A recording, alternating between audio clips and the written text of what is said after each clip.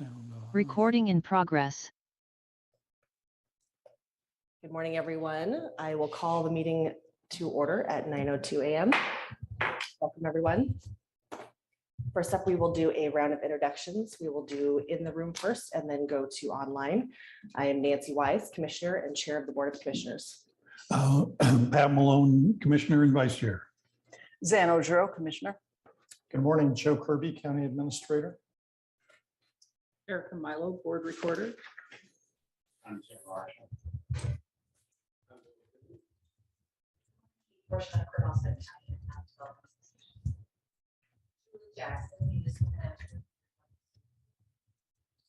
Nathan Conroy with Rain. Corey Grogan, Benton County Public Information Officer. And we will move to online for introductions. Jeff Van Arsdal, Benton County Sheriff.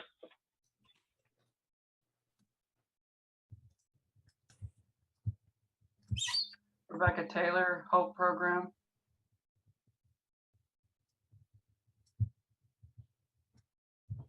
Robert Killen, Deputy Director of RAIN.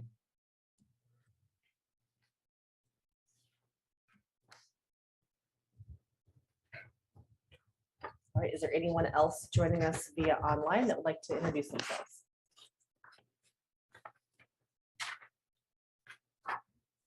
Hearing none, we can move on to announcements. Are there any announcements?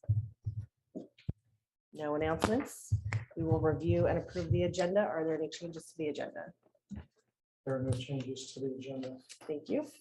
That will bring us to comments from the public. If you wish to provide public comment, you can speak for up to 3 minutes. And I believe we have someone online who would like to comment. Please go ahead and your 3 minutes will start. Oh, we cannot hear you, sir.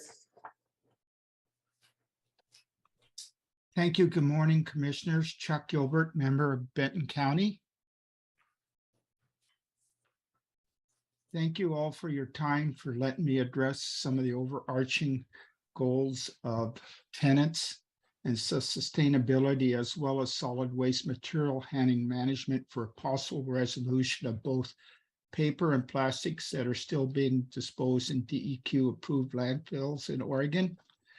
Since not all types of plastic nor all types of paper are recyclable under the current collection guidelines, a viable solution is needed instead of the misaligned paper and plastic waste going into landfills, being converted rather to a sustainable energy resource. 2 waste to energy technologies advancing in commercialization and expansion are thermocatalytic depolarization, that's a mouthful, and the other is thermoplasma gasification, with both being scaled to capacity towards landfill sites and material recycling centers that are generally cooperating with providing the necessary feedstocks for waste to energy conversion. Simply, both technology methods use a closed thermal chamber and a heat duct system to melt the feedstock and waste plastics and waste papers into first a synthetic gas, generally known as syngas, then into commercial grade fuels of either methanol, diesel, kerosene, or better yet, hydrogen as a green energy fuel develops. Within these newer technological parameters of waste to energy, hopefully it is possible to start a cooperative effort with Benton County SWAC-DSAC members, the Community Development Director and staff, as well as the sustainability coordinators to verify the merits of these technologies and the conditions of their plant costs, construction, deployment, and operations that may be beneficial to Benton County's solid waste management plan. Nonetheless, a merit step approach of these evolving technologies should bear fruit for supporting the goals and tenets of sustainability in converting waste to energy. Landfills are baseline linear technology consuming valuable finite resources. Waste to energy conversion helps to reduce landfill distension and also have a potential to use a significant amount of solid waste being, generated, since the facility is modular in design and scalable to produce a sustainable fuel with waste material. Thank you all for your valuable time for discussing this with me. If you have any further questions, please let me know and I'll try to answer where I can. Thanks again. Thank you very much, Chuck. I see we have one other person so far that would like to comment, and I'll just say if anyone else would like to comment online, please put your name in the chat so we can get you ready to go. So next up, I have Debbie Palmer. Hi, can you hear me? Yes. All righty. Good morning, Commissioners Ogerow, Wise, and Malone. My name is Debbie Palmer, and for the record, I live out in Soap Creek Valley, a couple of miles south of the landfill. I believe later on in this morning's meeting, you are going to be formally adopting the Solid Waste Workgroup Charter based on the recommendations put forth by Sam Imperati of ICM Resolutions. I am speaking this morning because I wanted to strongly emphasize the importance of developing factual common understandings. This will be the foundation to everything else the work group does. As Commissioner Ogerow said in the May 17th board meeting, there is a real need for trust embarking upon the Oregon consensus process in order to get a common set of facts, make rational decisions about the landfill and solid waste management moving forward. This being said, I can't emphasize enough how when it comes to gathering facts about the landfill, such as determining its actual methane emissions, i.e. how much is captured, how much escapes, instead of relying on Republic Services estimates, you will be prepared to hire an independent, competent, scientific third party to do so, not some contractor recommended by the landfill owner, Republic Services. You cannot trust foxes to come up with recommendations about how to manage your henhouse. So please, factual common understandings, verifiable, science-based, independently determined by reputable experts. Thank you. Thank you, Debbie. Is there anyone else online who would like to comment? I see Kevin Kanega.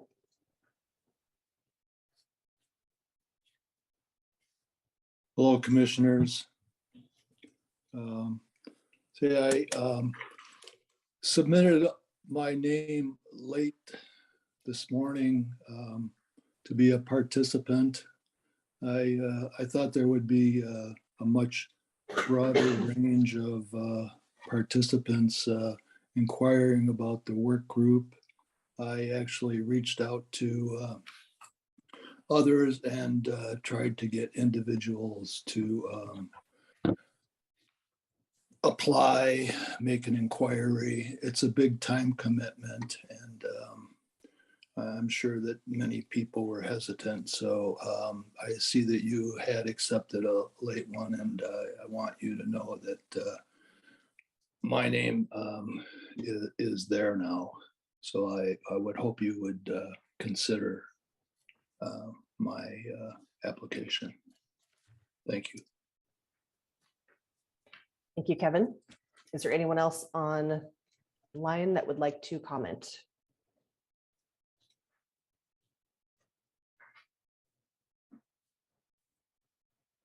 Seeing none, is there anyone in the room that would like to provide public comment? Seeing none, we will move on to the work session. Item 4.1, Lynn Benton Housing Authority update with Donna Holt, Lynn Benton Housing Authority. And do we have Donna with us? Online, maybe? I don't see her.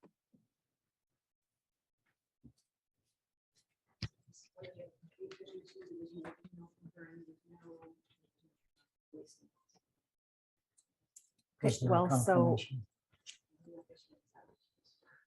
okay, so we will move on to item 4.2 and come back to item 4.1 if needed. Item 4.2, annual report from the Corvallis Benton Corvallis Benton County Economic Development Office with the Small Business Development Committee and the Regional Accelerator and Innovation Network. Welcome. Morning. Are these mics on or do I need to turn them on? Maybe a little closer. Or okay, maybe a thumbs up that it's good. How about that? Okay, thank you. Good morning, Commissioners. So nice to see you all.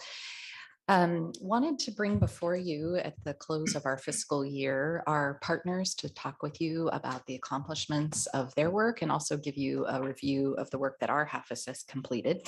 As you said, Commissioner Wise, my name is Kate Portia and I serve as the Economic Development Manager for the Corvallis Benton County Economic Development Office.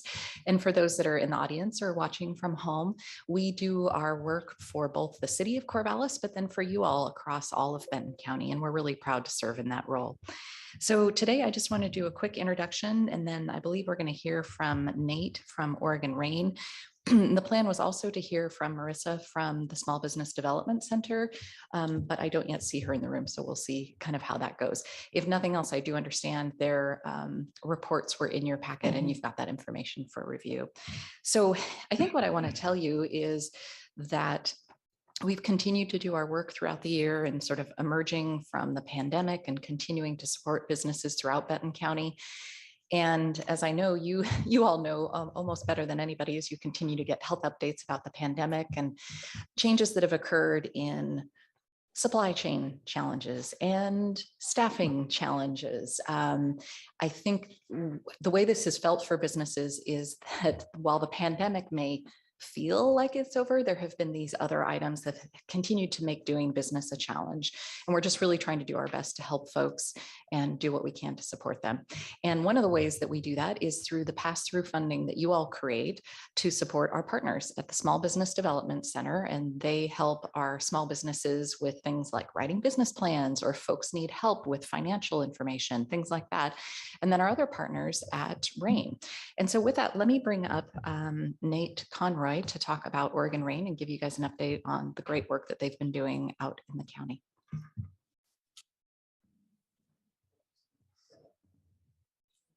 If you'd like, or I'm happy to just to talk to it. Oh, okay. I mean, Given limited time to. Sure. Yeah.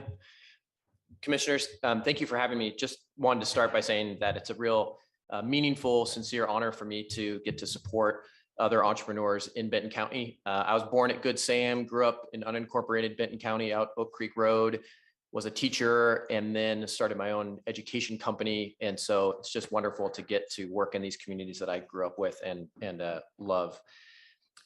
You have the report from me, and so I just wanted to use this brief time just to highlight a few things from that report. Number one is that we were able to go out and get additional funding and leverage this to get additional funding to bring on a second person in a role similar to mine.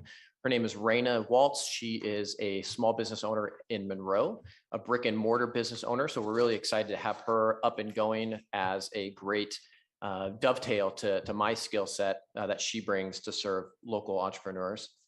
I also wanted to highlight that during COVID times, we really ramped up our online accelerators. These are programs that people can tune into, from wherever they are safely and get services. We had one that focused specifically on digital marketing because a lot of businesses saw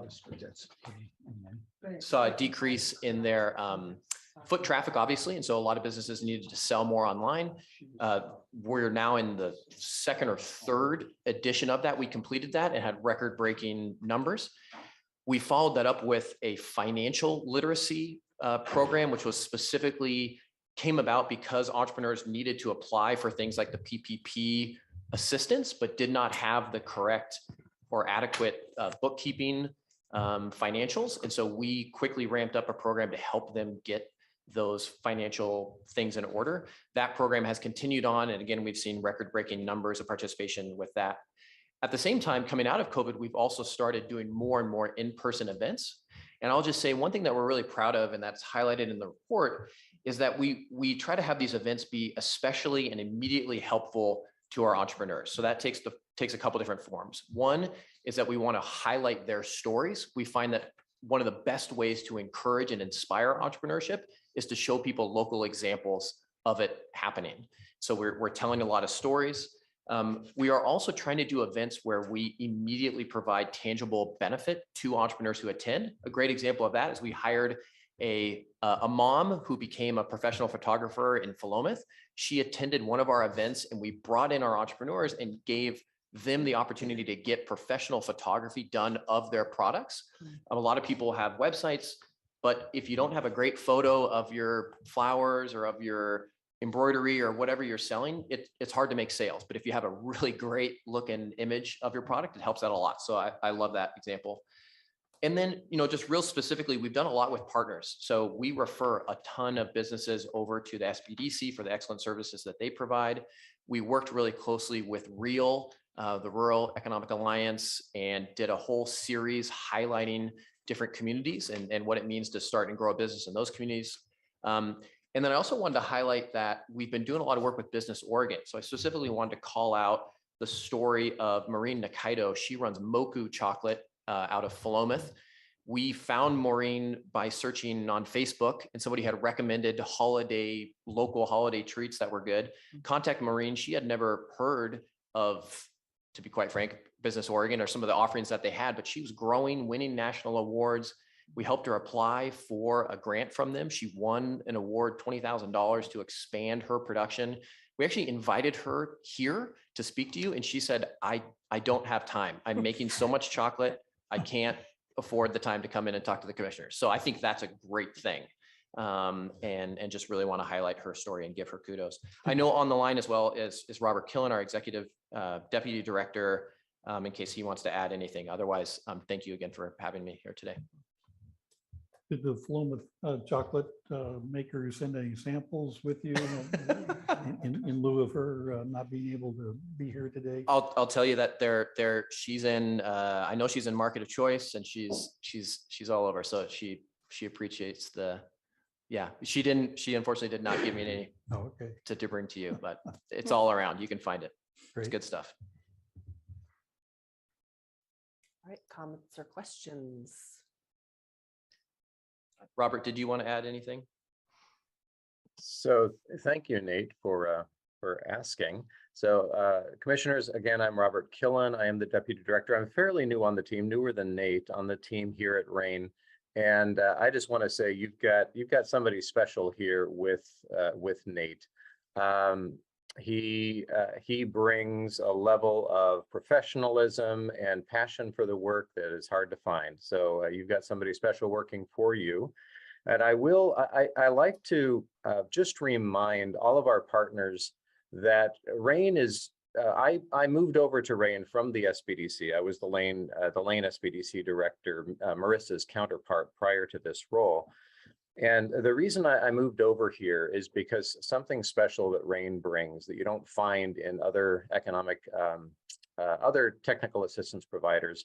And there are two pieces. The first is that we don't come into a community with a set plan of action. We are a responsive organization. Our job is to come in to listen, to find out what's needed, and then do whatever comes up, do the work that is required by communities to help them succeed as they would like. And I think the video series that Nate mentioned that he project managed for the REAL group is a great example of that. Video production is definitely not in our toolkit, but it is now. And then the other piece is recognizing that there aren't many organizations that have people working in the community with boots on the ground, seeking out the need, like Nate described with Moku Chocolate. It's rare to find an organization that does that, and I'm proud to be a part of this and to help our great staff like Nate do great work in your communities. Thank you. Thank you, Robert. Comments or questions for Robert before I check in with Marissa? I had a question for Nate. I appreciate getting through the pandemic and not being able to meet in person. How long have you been in your position? 13 months. Okay. Because I have tried to follow RAIN and what they're doing, but haven't been able to keep up through the pandemic, and which, as Kate pointed out, is not over, but we're into the next phase, and some in-person events are needed and appropriate, I think.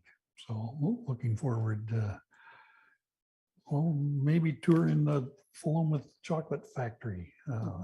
It's always, and I appreciate supporting businesses that are outside of Corvallis and that may have challenges connecting to services and what kind of help is available. So appreciate your background and your position. I would just echo some of Commissioner Malone's comments. I think that RAIN really sounds like has its feet under it now, and solid identity and working in community is one of those differences. And when we shifted our approach to economic development work here at the Board of Commissioners several years ago, and asked Kate to coordinate on our behalf the work of partners within the county, one of the things we really wanted to see was that boots on the ground outside of Corvallis, as well as the work in Corvallis. And you're doing that very well. So I am excited to hear about that. Thank you both. Thank you. And I see Marissa Schwartz is online. Marissa, would you like to add anything? Absolutely. Hi, and thank you for the introduction. I'm the director of the Lynn Benton Community College Small Business Development Center. And, it has also been quite a year for us with our change and growth. As some of you might know, I was brought on as a director this past year and really took the opportunity to listen and hear what was going on in the Lynn Benton regions. I have found such incredible businesses, and it's been an honor to continue to support them. As some of you may know, we've been through some transitions. We've had some staff changes, and I'm happy to say that in the last 6 months, we have been able to meet, if not sometimes beat, the impacts that we achieved all of the previous year. We have also put particular attention into specifically working with the Spanish-speaking business community in Benton County. And with our first event alone, we had 42 businesses sign up to learn more about your taxes in Spanish for your business. This coming fall, more than half of our classes that we are offering are being offered in both English and in Spanish, because the Spanish-speaking community has really spoken up and said, yes, we would like to engage and we'd like to insist. In my review documents, I said ahead of time, and I hope you had a chance, you can learn about a local business in Corvallis, Pacifico, that we were able to work with from concept to finish when it came to financing, ideas, marketing, target audience research, even sitting down in meetings with the Oregon Department of Agriculture in order to be able to get his juices, which, if I do say so myself, tastes like summer in a bottle, off the ground and onto the market shelves. It's been a pleasure for us to be able to work with the Spanish-speaking community and advocate for them. We found particular help with the Benton County Department of Health and Services, who have been tremendous in helping us figure out how to be more inclusive. On top of that, you'll find that the SBDC in general has become more streamlined and efficient, and we hope to be able to speak with all of you more as we continue to grow and develop. You'll also been seeing my advisors a lot at lots of local events and community celebrations. And I hope that you all will also help me in celebrating as more and more businesses open up this fall, as well as bring out new product lines, because I feel like it's a time that we can start celebrating all of these businesses and all that they've achieved over the last couple of years. Thank you. Comments or questions for Marissa? I'm just thrilled to hear that you've been able to meet the demand for programming in Spanish. I know that it's been challenged to find the right professionals to help with that work. And so it's exciting to hear that you've been able to offer that programming. Thank you. It's been exciting for us as well. We try to be, our policy is whoever walks through the door should be able to get the assistance in a way that they can understand it so they can achieve their goals. And it has been an honor and a pleasure to be able to help so much with the Spanish-speaking community, as they've not always had access to these programs. and also being able to bring the information that we're learning from the Spanish-speaking business community to our relationships with all the other organizations that we connect with, so that we can triage and create inclusive partnerships as well as support for these members of your community. Thank you. Other comments or questions for Marissa? Yeah, Marissa, how long have you been in your current position? Just a little over a year. And going from memory, Charlie Mitchell was the previous SBDC coordinator. So I actually took over from Jeff Flesh, who had been the interim director for a year and a half, maybe a little bit more time. And then that before that was Charlie Mitchell. So there have been a lot of tremendous people in this position, and it is an honor to follow in their footsteps. I appreciate the update there. Thank you. All right. Other comments from? Yes, if you all wouldn't mind, I'd be happy to give an update on the work of our office real quick. And I have a couple handouts for you all as well, real quick.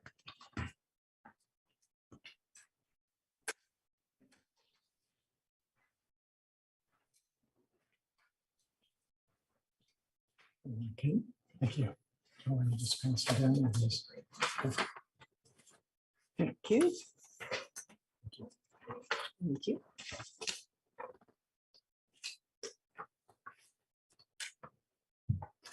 And I think one of the things I want to mention before I go through my updates real briefly is that you can just see the caliber of the partners that we have working with us.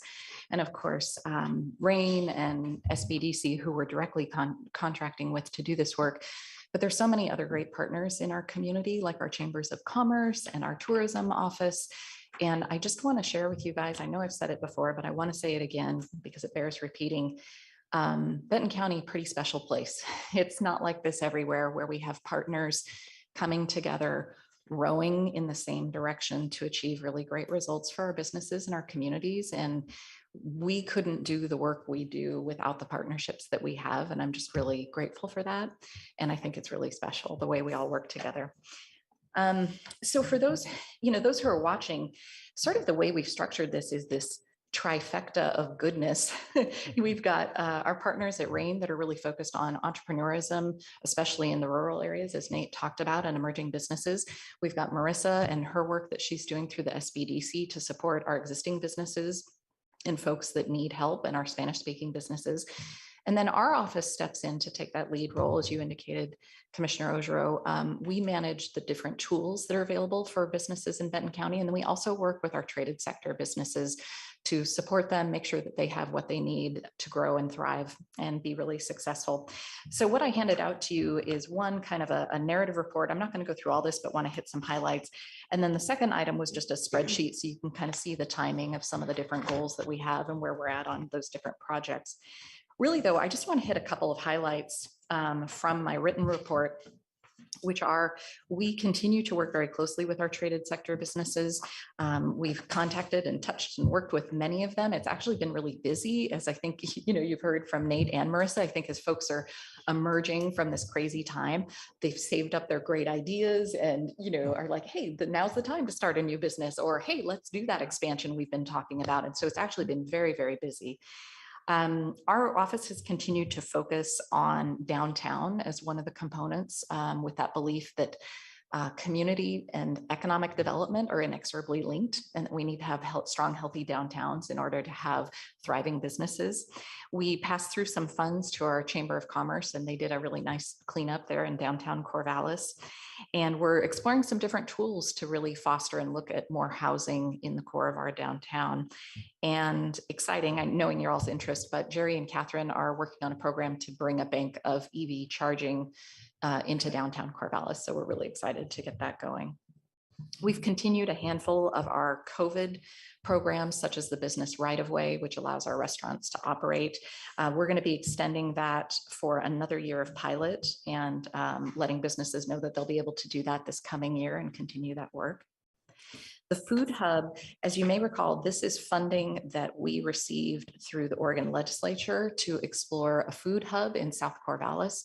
Catherine from our team has convened an initial meeting with that group, and I believe our next step is going to be to conduct an RFP to find a consultant that can really help us look at the food ecosystem. And that's this notion of how food is getting from our agricultural producers in Benton County and then into the supply chain. You know, what's missing, what is needed. And as we talk about a food hub, that could be lots of different things, but we really want to be purposeful about understanding where the gaps are so that we can create a food hub that isn't just maybe the interesting item du jour, but that really gets to the heart of solving specific problems that we have in Benton County. So that work continues to be underway. The annexation of the airport, this is a biggie. We continue to sort of work on this. And I think, as you all know, and I think so many of us have been down on staffing. I've been without a person since February. And, you know, a lot of folks don't realize, but our office handles, of course, economic development for you all, but we also handle the urban renewal district, climate action for the city, as well as the Vision 2040 for the city. So we've got a lot in our portfolio, and we do all of that with 3.8 FTE. But since February, we've been doing it with 2.8 FTE, which means we haven't been getting quite as much done as we'd like to. But I'm excited to announce that we have a new person joining at the end of the month. And so we're really excited to get a lot of these items back going. And one of those is the annexation of the airport and airport industrial park, because we really see that as the next logical step to helping to create better development and a plan for kind of seeing more businesses go down in that area. We've continued to work with a handful of folks that have made inquiries. We had a new purchase down in that area. We're working with a company right now that's looking at the construction of a new manufacturing facility down there as well. So there's kind of a lot of exciting stuff going on down in that area. Another huge accomplishment that I want to give a shout out to Jerry Sorty on our team is his assistance to the city of Philomath to create an enterprise zone. This is an economic development tool that provides for property tax relief for businesses that are creating jobs when they either expand their physical space or purchase large pieces of equipment. Previously, this was not a tool that Philomath was using, and Chris Workman expressed an interest and thought that this was the right time to bring it up. And so Jerry worked really closely with them, and we were able to stand it up.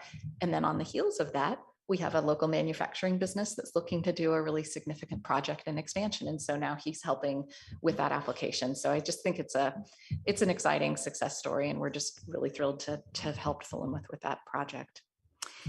I think going forward, the only other things that I wanted to note on here, our friends in Adair Village, as you know, are considering the exploration of an urban renewal district, and we'll be assisting City Manager Pat Hare with that project. And we're really excited to get that one going.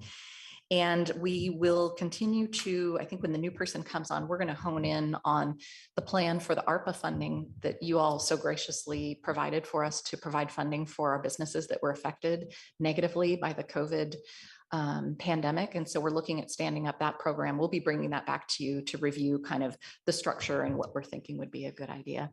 And then also, Commissioner Malone, to your point, I know you and I have chatted about this, but I think this notion of celebration is so important. And so on our work plan, I think we're going to try and get this going in the spring, and we'll coordinate with our partners, but is what we're calling a Made in Benton or Built in Benton tour, where we would like to invite you all as policymakers and community leaders out to tour a handful of the different manufacturing businesses. So you can see on the ground some of the amazing work that's being done, whether it's small startup chocolate businesses or our Braille printing manufacturer that's down at the Airport Industrial Park. I mean, there's some really fantastic stories out there that we'd love to share. So we've got that on the horizon as well. But those are sort of some quick updates from us. And again, thank you. We're really all proud to just do this work, and we think it's important work, and just want to say thank you. Thank you. That's a lot of awesome updates. Thank you. I appreciate having all the information in one sort of straightforward, easy to read, one pager. And it's helpful for us when we get asked, well, what does the Economic Development Office do? It's great to say, well, here's some latest updates. Yeah. So it's exciting to hear that the airport annexation is going through. I know that's been tossed around for a few years at least. Yeah. And then the Corvallis urban renewal. So I see a couple bullet points over there. Can you go into that a little bit more? You bet, you bet. So I think for folks who don't know, Corvallis was able to pass and put into place an urban renewal district down in the south part of town. So it basically starts at the Marys River and goes down the main part of 99. And the notion here was to help that neighborhood, that area, bring forth projects that have sort of been talked about for 30 years and haven't come to fruition. And so many of those projects revolve around the transportation network. The city's working with ODOT right now on an overarching transportation plan. But the biggest pot of funding is actually, a second largest pot of funding is related to affordable housing. And so we are in conversations with an affordable housing developer and looking at a potential partnership there. There's a number of different projects, but our first official action, I'm pointing at Commissioner Ojero because she's your county appointee to our urban renewal board, was actually to purchase a small parcel that's right on the corner of Goodnight. As you all may know, Goodnight is misaligned. We've got two roads coming into 99 that don't line up. And the long-term transportation plan was to see those two roads be lined up so that we could create an east-west connection across the highway. And a parcel happened to come up and we were able to scurry and put in an offer and have it accepted and really create a win-win. So the Urban Renewal Agency now owns that parcel and we literally are going to be able to pave the way for a better transportation infrastructure and safety there in that area. So I think the other thing, Commissioner Wise, that I would mention is we are looking at outreach to our businesses in that area. As Marissa's got Spanish speakers on her team, we also, Catherine Duvall on our team is a Spanish speaker. And so we're working on doing outreach to our English and Spanish speaking businesses to really understand what their needs are and then to create either a grant or a loan program that could really help our Southtown businesses to expand or do what they need to do. So lots of exciting stuff on the horizon. I have a couple of questions. Go for it. With respect to the urban renewal district in South Corvallis, I think one of my biggest concerns has been that the businesses down there are small and scrappy. And most of them don't own their own buildings. Those are owned by real, people that have invested in the real estate. And as the value of the community increases there, I'm concerned that some of those small businesses will be forced out because they won't be able to afford the rent. So I think that grant program is going to be particularly important. And I'm really happy to hear that they're going to start having those conversations, both with the business owners and with the property owners down there to understand the vision that people have and how we can maintain the character of the community and go in the direction that the community wants to go without completely changing the fabric overnight. So, yeah, and as a resident of that neighborhood, it's a near and dear concern, of course. My other question is about the CHIPS Act and the investment that the federal government is making in high-tech infrastructure, particularly in semiconductors and onshoring more of the production to the United States. And I had the good fortune to be able to participate in the Manufacturing Roadshow for a couple of days earlier this month that was put on by the Oregon Business and Industries Council and Oregon OBI. And I can never get those two acronyms quite right. But it was great. I got to go up to Intel and tour all of the area up there in that Silicon Forest ecosystem, and also to tour here at Hewlett Packard. And it was the first time I had had the opportunity to tour at Hewlett Packard, and I found it fascinating. So I know that that sector is very, very excited about the potential for expansion. And I was wondering whether you can tell us any more about any discussions you're having or what the local community here is seeing as opportunity when it comes to increased manufacturing investment or R&D investment in that particular sector. And so I think you're absolutely right. I think there is enormous opportunity there, especially with some of the recent conversations and changes that have been going on. We interact with HP and our other manufacturers on a semi-regular basis, just kind of checking in to see what they need. I think what I would tell you through a Benton County lens specifically is one of the things that we really need to be cognizant about. We're talking about this at the city, is the availability of industrial land. And when we look at that, and no offense to you all, but right now we're sitting on Research Way, which was slated to be one of the main sort of industrial areas. But quite frankly, if you look at quote unquote Research Way, you're going to find a lot of public sector with you all and our friends from Oregon State University. And we just really don't have a whole lot of industrial land. And so I think what I would share with you all is that if we are thinking about this conversation about the expansion of these tech sector industries, which really is kind of the heart of what we do in Benton County, I think both on the chip side, but then with different innovative ideas coming out of Oregon State or coming out of people's garages, you know, retired folks from HP or wherever, is they've got to have somewhere to go. And what I am worried about is market leakage, because we're growing those ideas here. And quite frankly, that's the most expensive and time consuming part of that. And if we don't have a physical place for them to land, I'm worried that they're going to end up in other areas. And so again, I think that ties back then to this conversation about the airport industrial park, about thinking about other areas within the city of Corvallis, but then within Benton County, where we can be really purposeful about having industrial land that is zoned, that we really understand where we're at on the wetlands, because that is another big issue that's preventing building from occurring, and that we go in with eyes open about that. So that's my lens on that. I think that there was just a real mismatch in timing between the development of this area as Research Way and the technology ripeness and the funding availability. It just wasn't there. So we've used up these spaces for other purposes, and now we have to look to new locations. Right. And that's okay. I mean, it is okay. And, you know, our market has sort of responded to that, but I think what it signals to me is we need to be then purposeful about where is that next area?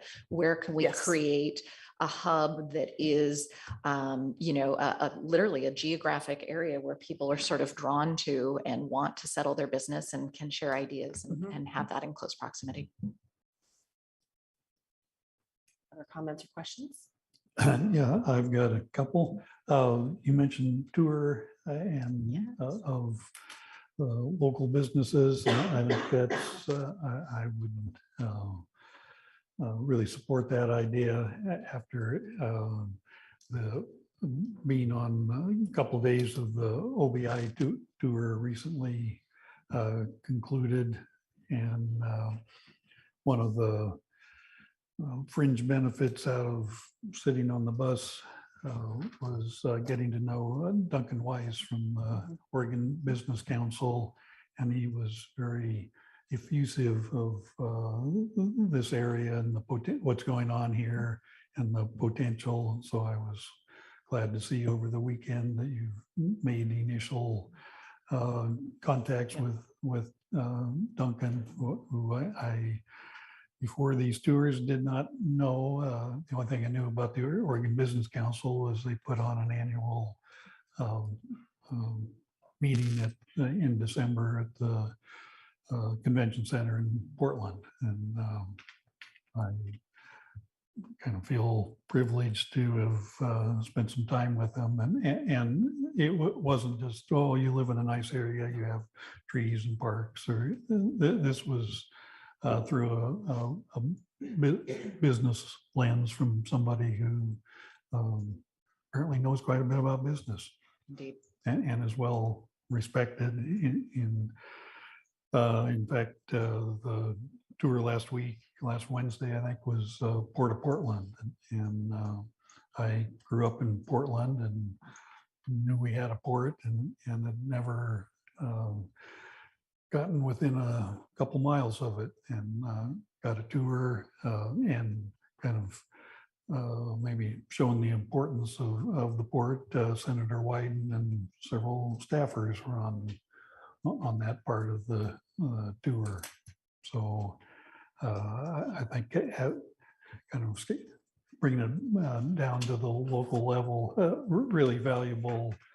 Just hearing about new businesses is great, but seeing what they do, what their footprint is, maybe find out what some of their challenges are would be fun, and I think probably worthwhile for both parties.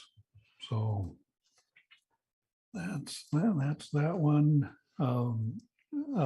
Just a general comment, the diversity of projects and people geographically and language getting geared up to be better able to serve the Spanish-speaking component of our area is great. And last, you mentioned EV charging stations downtown, and I know the county is talking about EV stations, charging stations, aren't we, Sean?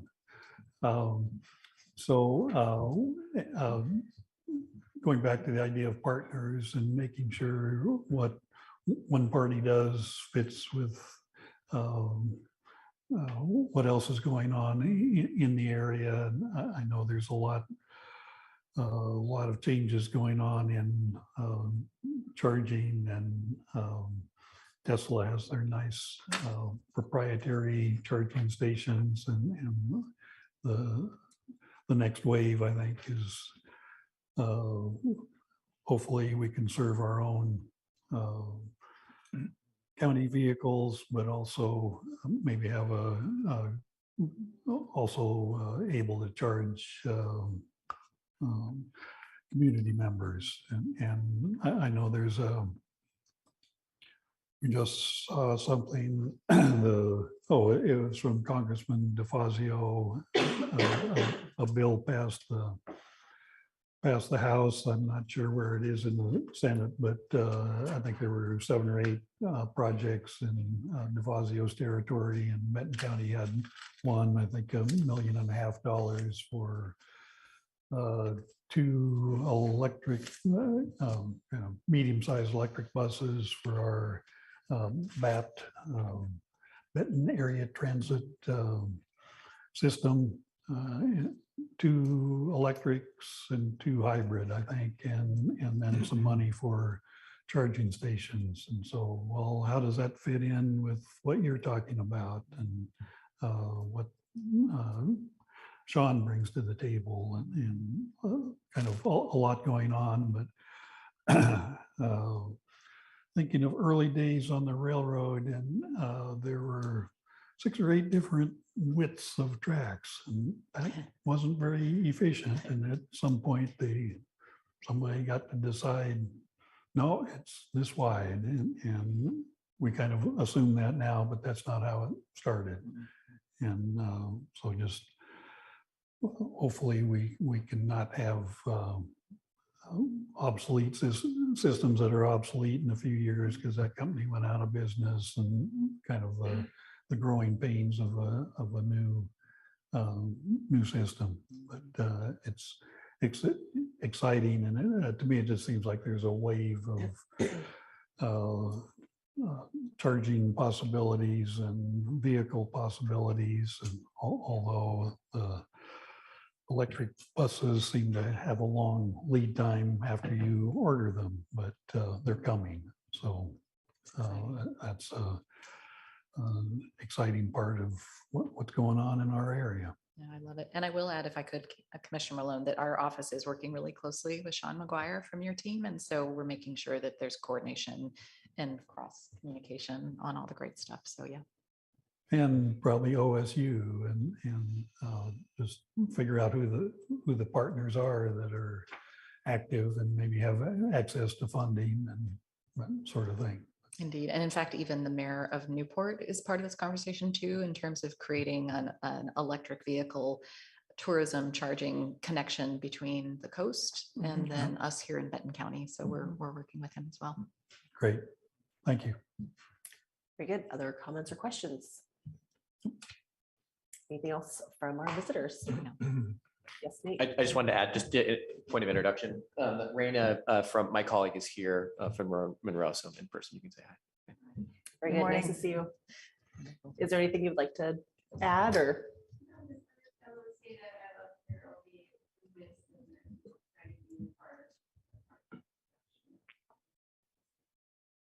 Very good. Well, nice to meet you.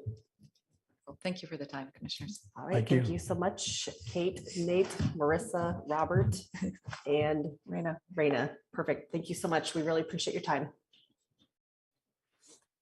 Okay, and I do not see Donna Holt with the Lynn Benton Housing Authority, so we will proceed with the agenda. Looking at the time and looking at our next item being 30 minutes, I'm going to call for a quick break. Let's come back at 10 a.m.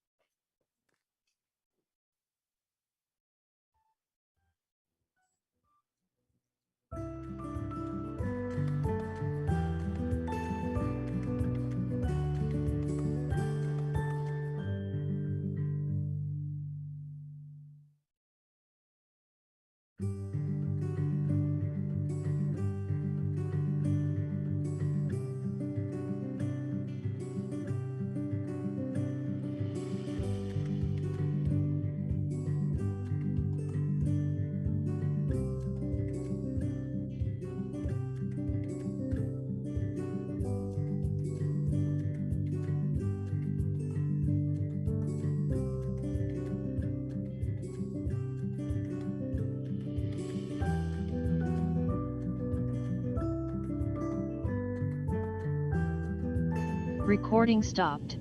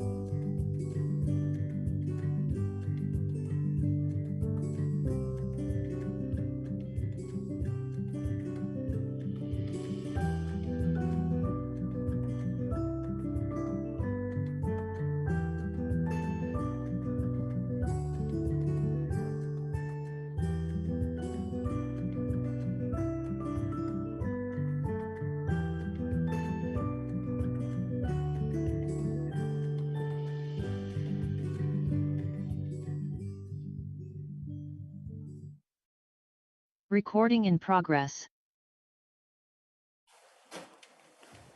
All right, we will go ahead and get started again. So next up on the agenda, item 4.3. All right, we will go ahead and get started again. Next on the agenda, item 4.3, 2040 organizational goals / board priorities with Sean Mcguire, our sustainability coordinator. Welcome, Sean. Thank you, Commissioner. Appreciate that. Before we go on, I just see Kate leaving. It really is great to have that collaboration that we were talking about. I know Jen Brown was working with their office on the to-go container that you might see some of the things going on downtown, and I knew with Catherine and Jen and I's counterpart with Corvallis, Scott Dibad, OSU, Brandon Trelstead, and also 509 Jades. And I can say I've had sustainability on my business card since 2007, and I've never had this much collaboration and just openness. And it's just, as Kate said, just it's a very special place. So it's nice to have that. So I just want to share that with you. Thank you. Okay, so I'm here to talk about the, to continue our conversation. If you remember back in July of goal setting, this is to reconfirm, realign, and decide upon your priorities for the upcoming biennial budget. We reviewed in very general sense your priorities back then. I can share with you that we'll go through this, the materials, and I also give you paper copies. I know it can get kind of confusing with all the TV stuff. Before I do, I did want to kind of give you a timeline. Just in recent days, Joe, myself, Rick Krager, our CFO, started to look at how we're going to align the biennial budget process. And so the reason why we're coming at you at this time is in order to get the commission, your priorities embedded into the process, we will need that by mid-September, finalized. Hopefully we're going to get 99% there today, maybe tweak a little. And then at the goal setting is I think what we have scheduled currently would be the second week. That would be that finalized. And then we, Joe, can go to directors, to Rick, and we can start that embedding process into the binding budget. That will be those 3 to 5 goals, or however we structure that, will be due by November, early December, and that reaches all of our deadlines, or more importantly, Rick's deadlines for the budget process to be done by, I think it's January 15th, and that's all to bed. So that's how we're starting this off. Obviously, the priorities are going to be driving a lot of the goal creation and identification by departments, and so that's what our ultimate goal is here today. So that's number one, to kind of give you some construct. The second is I gave you both paper copies, and it's in your packet, this update.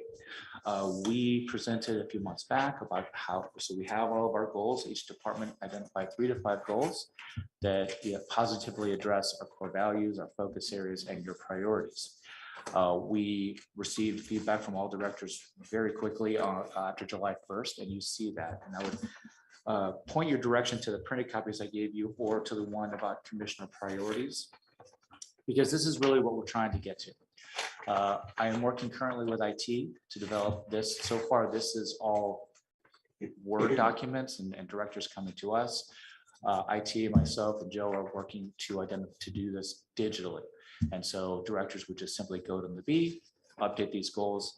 And the end game is that you as commissioners, Joe, any director, any staff will go on there and query all these goals specifically identified to your priorities. So you'll see here, these are the last or I should say this current bienniums. So it's climate crisis, emergency resiliency, et cetera. And you will see a lot of progress. It's really great to be talking to directors and leaders to see just how much progress is being made on the goals we've identified for last biennium. And I can share the only ones that are not progressing are COVID related, just capacity issues, staffing issues. We can only do what we can do. So I give that to you to kind of get some context that we are moving. As you know, COVID definitely halted our efforts, and we were on the cusp when we look back at March of 2020, and that's how we were going to start. And then it just kind of stumbled. Well, we're full force ahead. And so we already have this progress moving forward, and we will use that momentum into the next biennium. So between the timeline and the progress that our departments will, I just want to give you that canvas, that background, to see that these things are really happening. It was great to meet with Corey, our PIO, and Jonathan yesterday to kind of get that, to start sharing those success stories with our constituents. Before I go into the document, any questions on that aspect? I guess the only one I have is still the fact that so many of the goals appear in more than one priority, and that makes it very difficult to read and to assimilate. And perhaps we could in future think about putting each goal in one bucket, but then list under it also related to these other goals, so that we don't see the same thing again and again, because I think it gets hard to assimilate. And these are the great conversations I'm having with IT on how best to do that, singular, secondary, tertiary. The intent, going back to Lilia, we were doing this a few years ago, was to show synergy and collaboration on these. The opposite side of that coin is it can get confusing and weird. And just to try to find that sweet spot, so you're identifying constituents or seeing how we're doing it in the best way that makes sense, that's intuitive to them and efficient to what they need. So yeah, these are the little details we're going to get into as we get into the reporting aspect of it. That was a big thing with Jonathan and Corey behind me, getting into that. How can we tell the story? And that's really why we're here, is to tell the story of our success. So thank you for bringing that up. And these are the details moving forward. I guess only one other question. Will we have something like this in the next biennial budget to indicate success towards goals? Good. Exactly. And again, those are some of the things that Corey's on board. And this is really great. Working with Rick. The whole priority-based budgeting, which we're going to get into in a bit, just great. Jane Seaver and Biannual and Rick is just really pushing that forward. And then now that we have a little time, and we're not doing this in 2 months like we did in 21-23 budget, to identify those success stories and to show that tax dollars well spent. So does that address your question? Okay. Thank you. Thank you, Commissioner. So the outcome of today is, first and foremost, do we have the right buckets? I'm not as concerned about wordsmithing per se, but really making sure that we have that. I'll get into the details of this, but that just want to be upfront, making sure we have the titles and the categories, and then we can start moving forward, and I'll bring you up to speed on how I drafted this before you. So based on the conversations, Sean, just a point of clarification, when you use the term buckets, are you meaning priorities? The priorities, yes, exactly. Okay, thank you. Yeah, some of these topics have been combined, and just making sure that those are crystal clear. Thank you for that clarification, Joe. So from the July 12th goal setting, and we wanted to do this a couple weeks ago, but not all commissions were available. We want to make sure that you all are here. So I pulled this together, rearranged it a little bit, working with Joe and making sure that the buckets all, the priorities all kind of work together. I then talked to staff. So before Johan left as our EDI coordinator, I walked with him on the EDI section, Jen Brown, the other sustainability coordinator, and I went through the climate and the resiliency. Had a wonderful conversation with Becca Taylor and Julie Arena on the homelessness and housing insecurity. And so just really trying to end Nick Earth on JSIP and Justice to kind of get their feedback to see what should be here, what shouldn't be here. And that's when, like, is it too specific? Are we talking about all the big pictures that need to be talked about?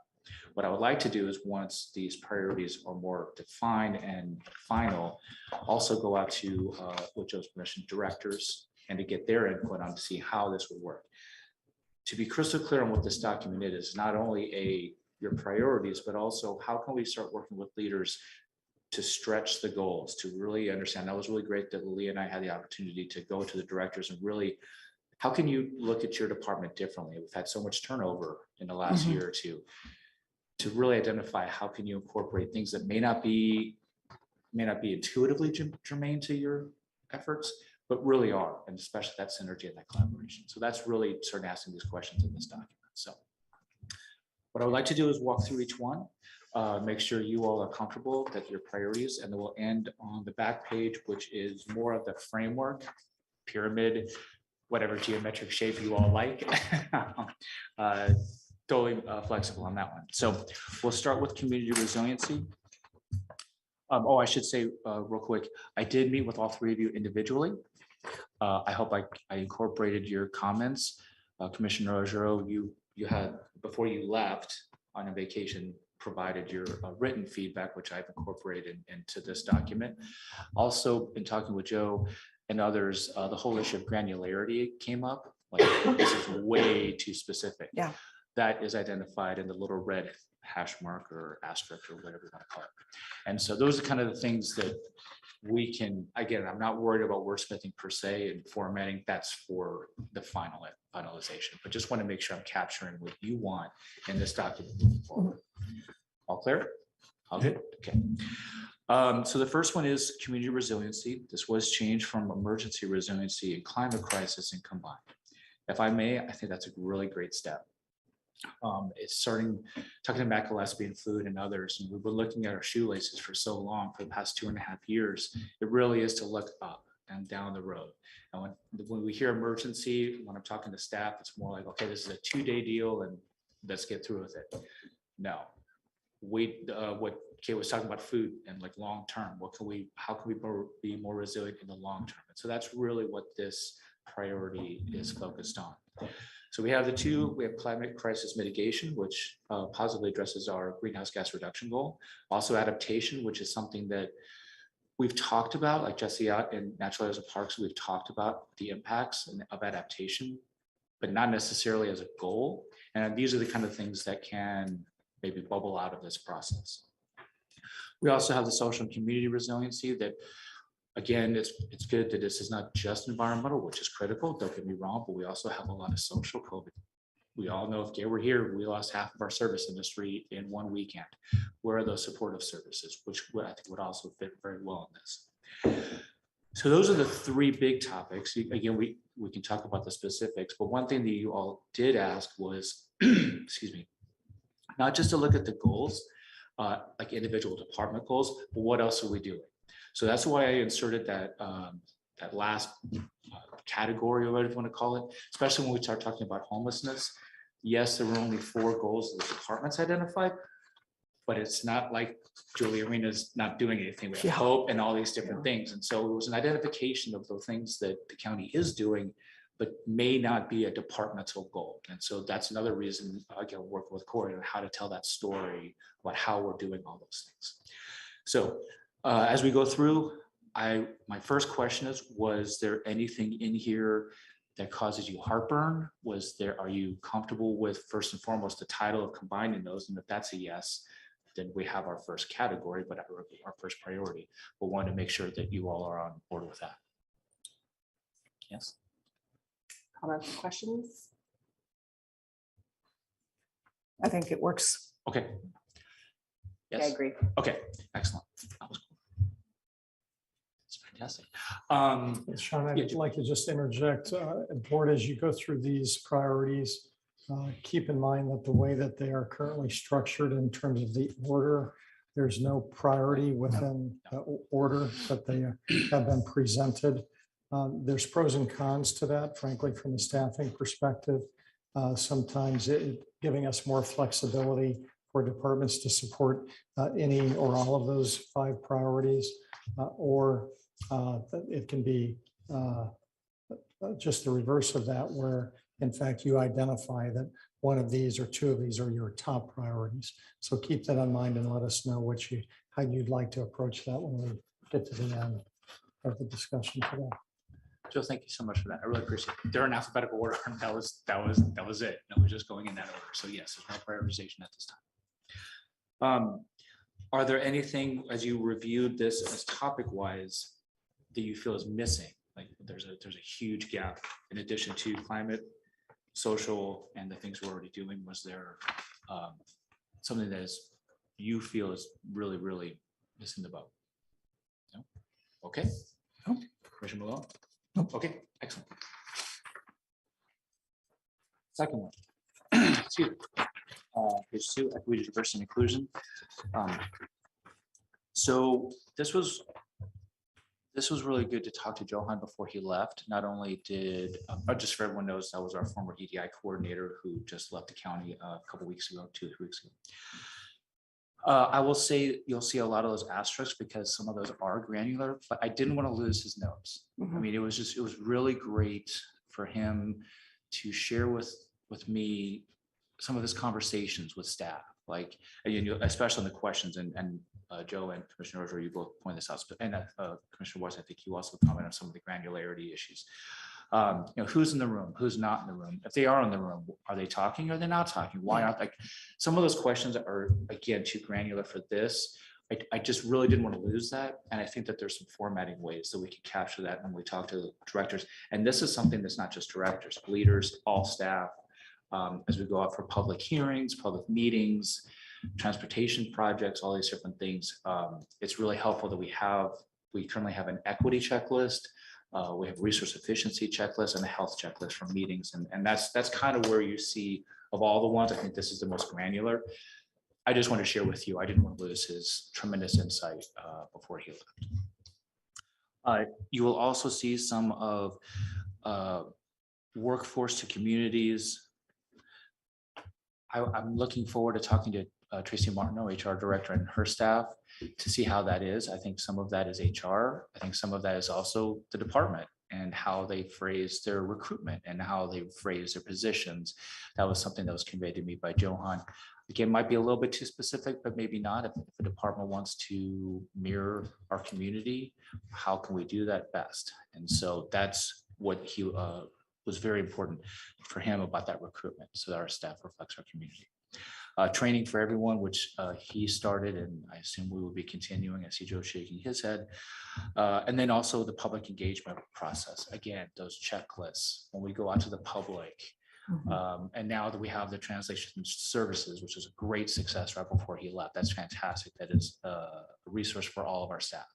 So that's kind of how he turned it in, I guess is a more appropriate term of bucket of the different categories within EDI about which ones. And so I, again, want to get your feedback on it. Are we missing something from your perspective that is not included in that? Again, this is not etched in stone. I'm more concerned about are your priorities, and then we can come back with more of the specifics. Commissioner Malone, any?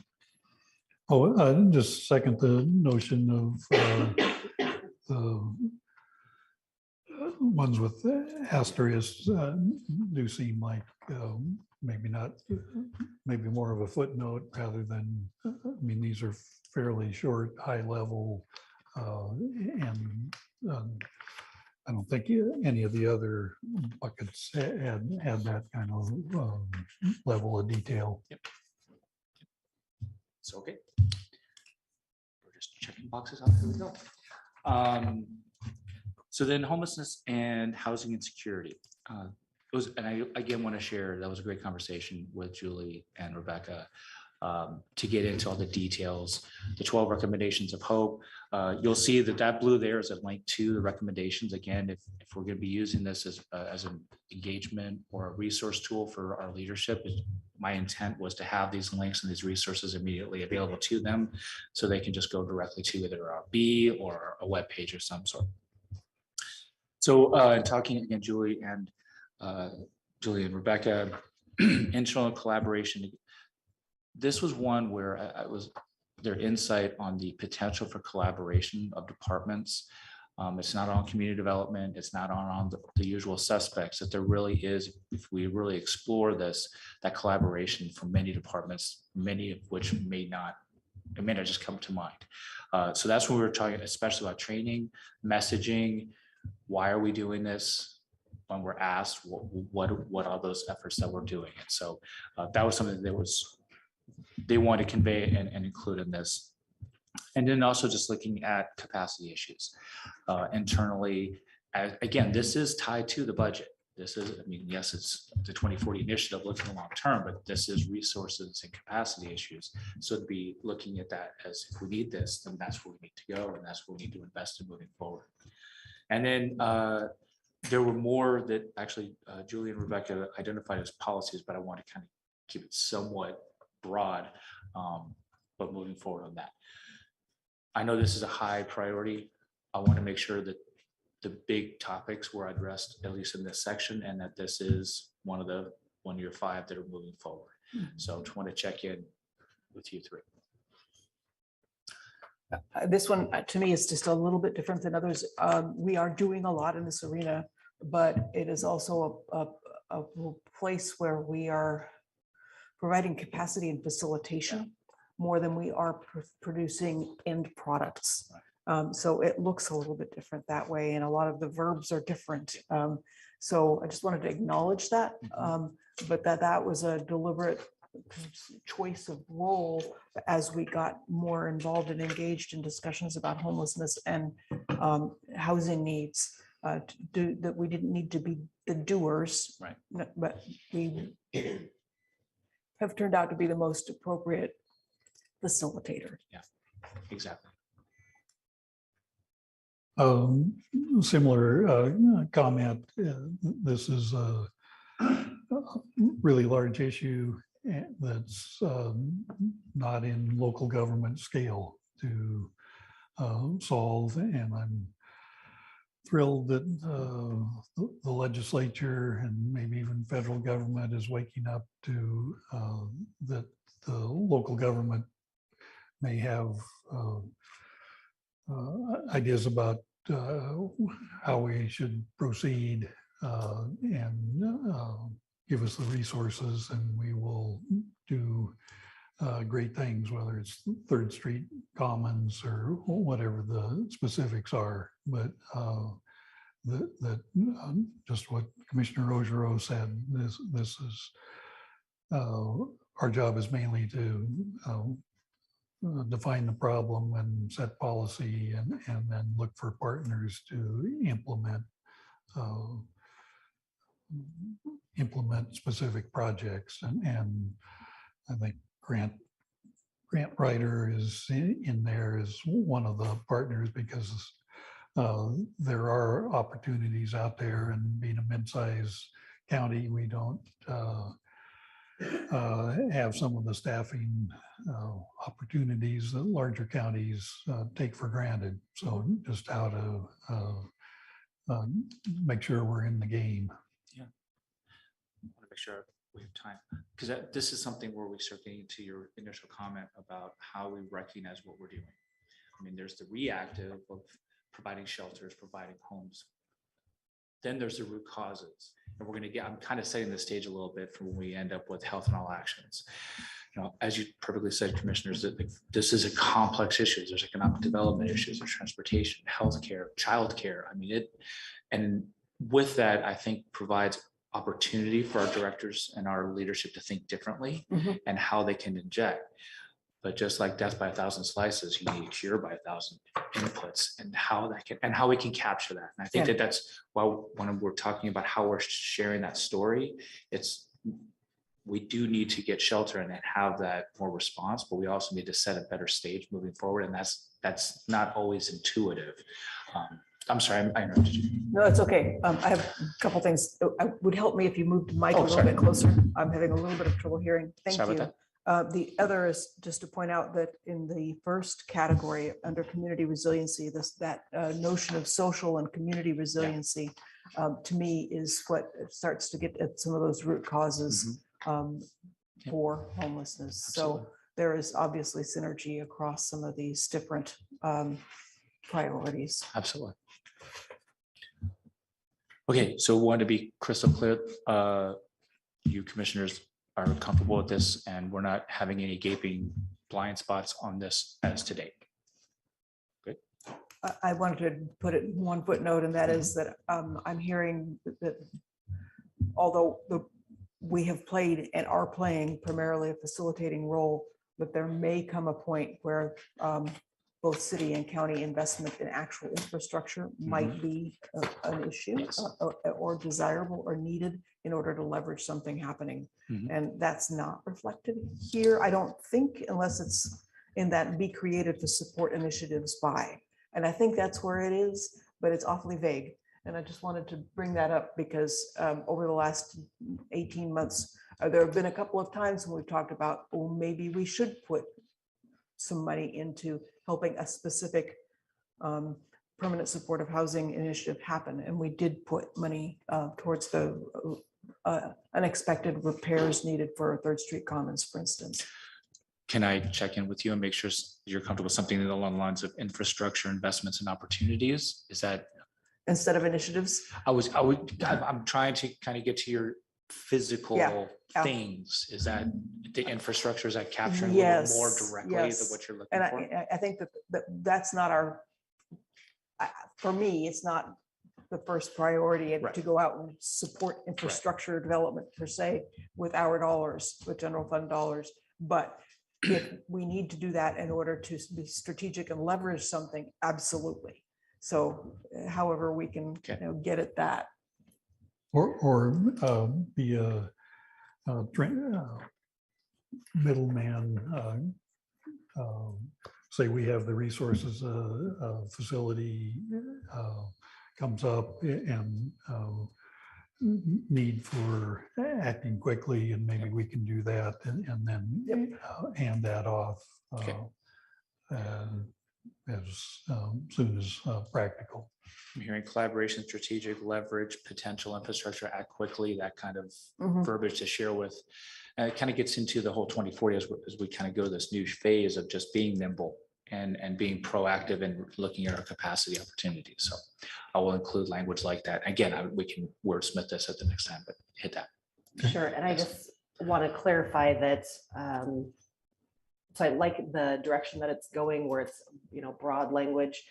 Just want to point out that, it's not a firm goal. The board hasn't said, we're going to support infrastructure. Right. It's just, but it's good to have it kind of floating out there as a potential for the future. Exactly.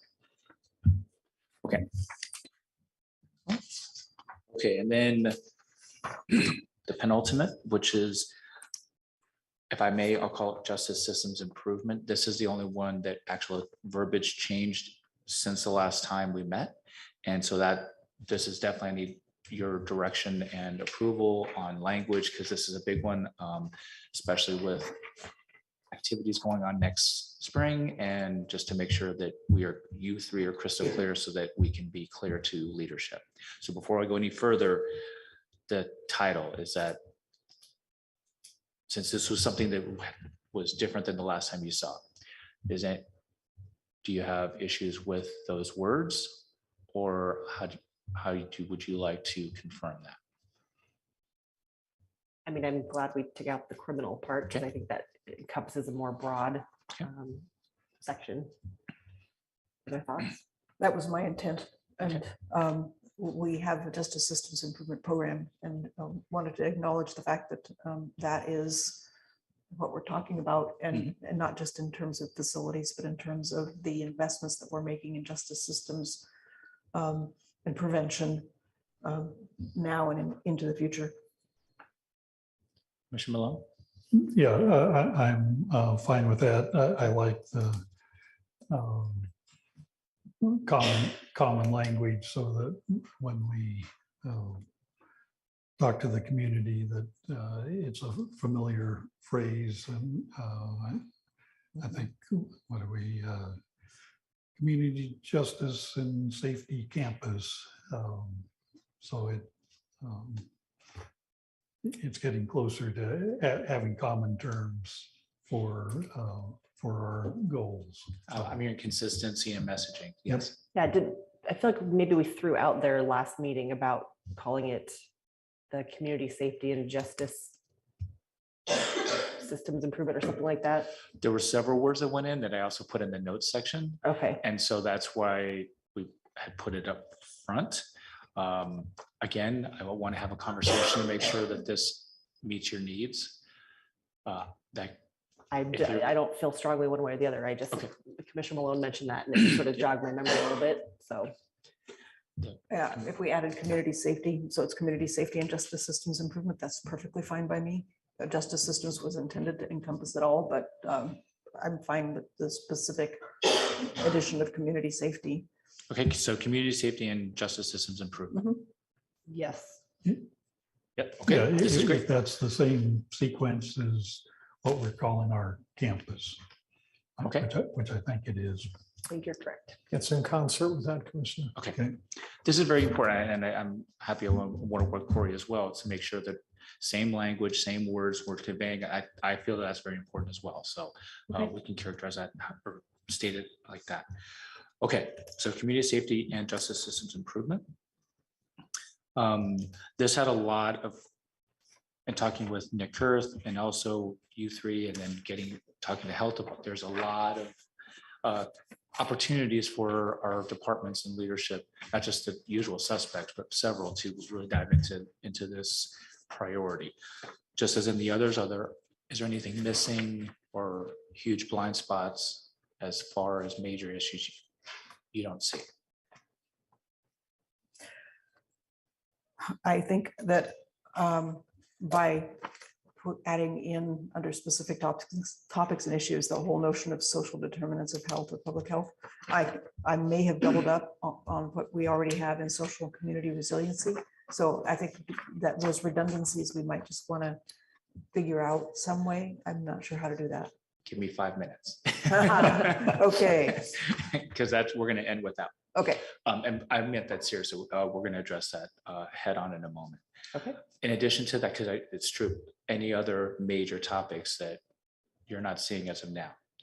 Again, noting that, as we go through the process, it might change here and there. I'm sorry, Joe, I interrupted you. On the third bullet point under specific topic and issues, it indicates restorative justice and then has a question mark. Can we talk about that for a moment? It was, I added it in, and because it was just one of my suggestions or comments, it was should we add restorative justice? We do have programs that have an element of restorative justice already. We don't have anything that is called that specifically. And it's just a question for discussion. And I don't think we know enough at the moment.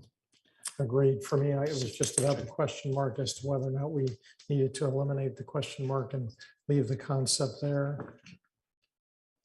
I'm fine with leaving it and seeing what staff come up with, Commissioners Weiss and Will, are you comfortable with that? Sure. Okay. Yeah. Good. Okay. Thank you, Joe, for bringing that up. Okay. Then the last one we have is responsible governance. These were added in. Again, we don't have a coordinator on responsible governance, so there was not one person, but I do want to reach out to internally at IT and HR and some of our departments just to see how what we have already lined up. And that, as I said, my intent was after you confirmed these was to go out to leadership to get their input, and that would be the conversation I would have with their terms of responsible governance. But again, before I go further, just to make sure that those 5 bullets are, if we're missing anything, Grant. Fiscal responsibility. I think we all take it for granted. Yeah. And so looking at the list, I was realizing it's not there. Okay. Commissioner, you wasn't good. Yeah. My only thought was, could it go as one on the first line, integrity, responsibility, transparency, fiscal responsibility. Yeah, I mean, fiscal responsibility is part of the bigger overarching responsibility, but it's important enough that I think it's okay to call it out separately. Okay. Okay. I'm sure Rick will appreciate that. Okay. So what I'm hearing is those are your 5 priorities for the FY 23-25 budget. Okay.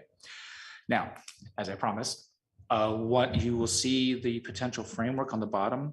As we discussed last time, you had identified, we just have fundamental tenets. I'm sorry, please. I would love to just say, because of the way that we framed that, yes, these are our organizational or board priorities, but we also recognize the fact that we have many statutory responsibilities that we are pursuing at the same time, and that this in no way should supersede any of those statutory responsibilities and county core functions. So just a caveat. Yep. That is in perfect parallel with what Rick Krager is saying and how he is developing this kind of shift or new approach to that. That's a fair characterization. Yeah, we have our core functions. We have to pay for what we have to do. And then there's the stuff that, okay, we can look at other items, and that's where the priorities will come in. And improving the way we do some of the core functions. That's part of what we're talking about here. Yeah. So are you suggesting under responsible governments that we put core functions, or is that part of does that fall under responsibility? it could be more efficient or improve our efficiency at our core functions? Yeah, I don't know. I don't know. I think that it just deserves a preface to any list of responsibilities, that we have a suite of core responsibilities as a county and shared responsibilities with the state.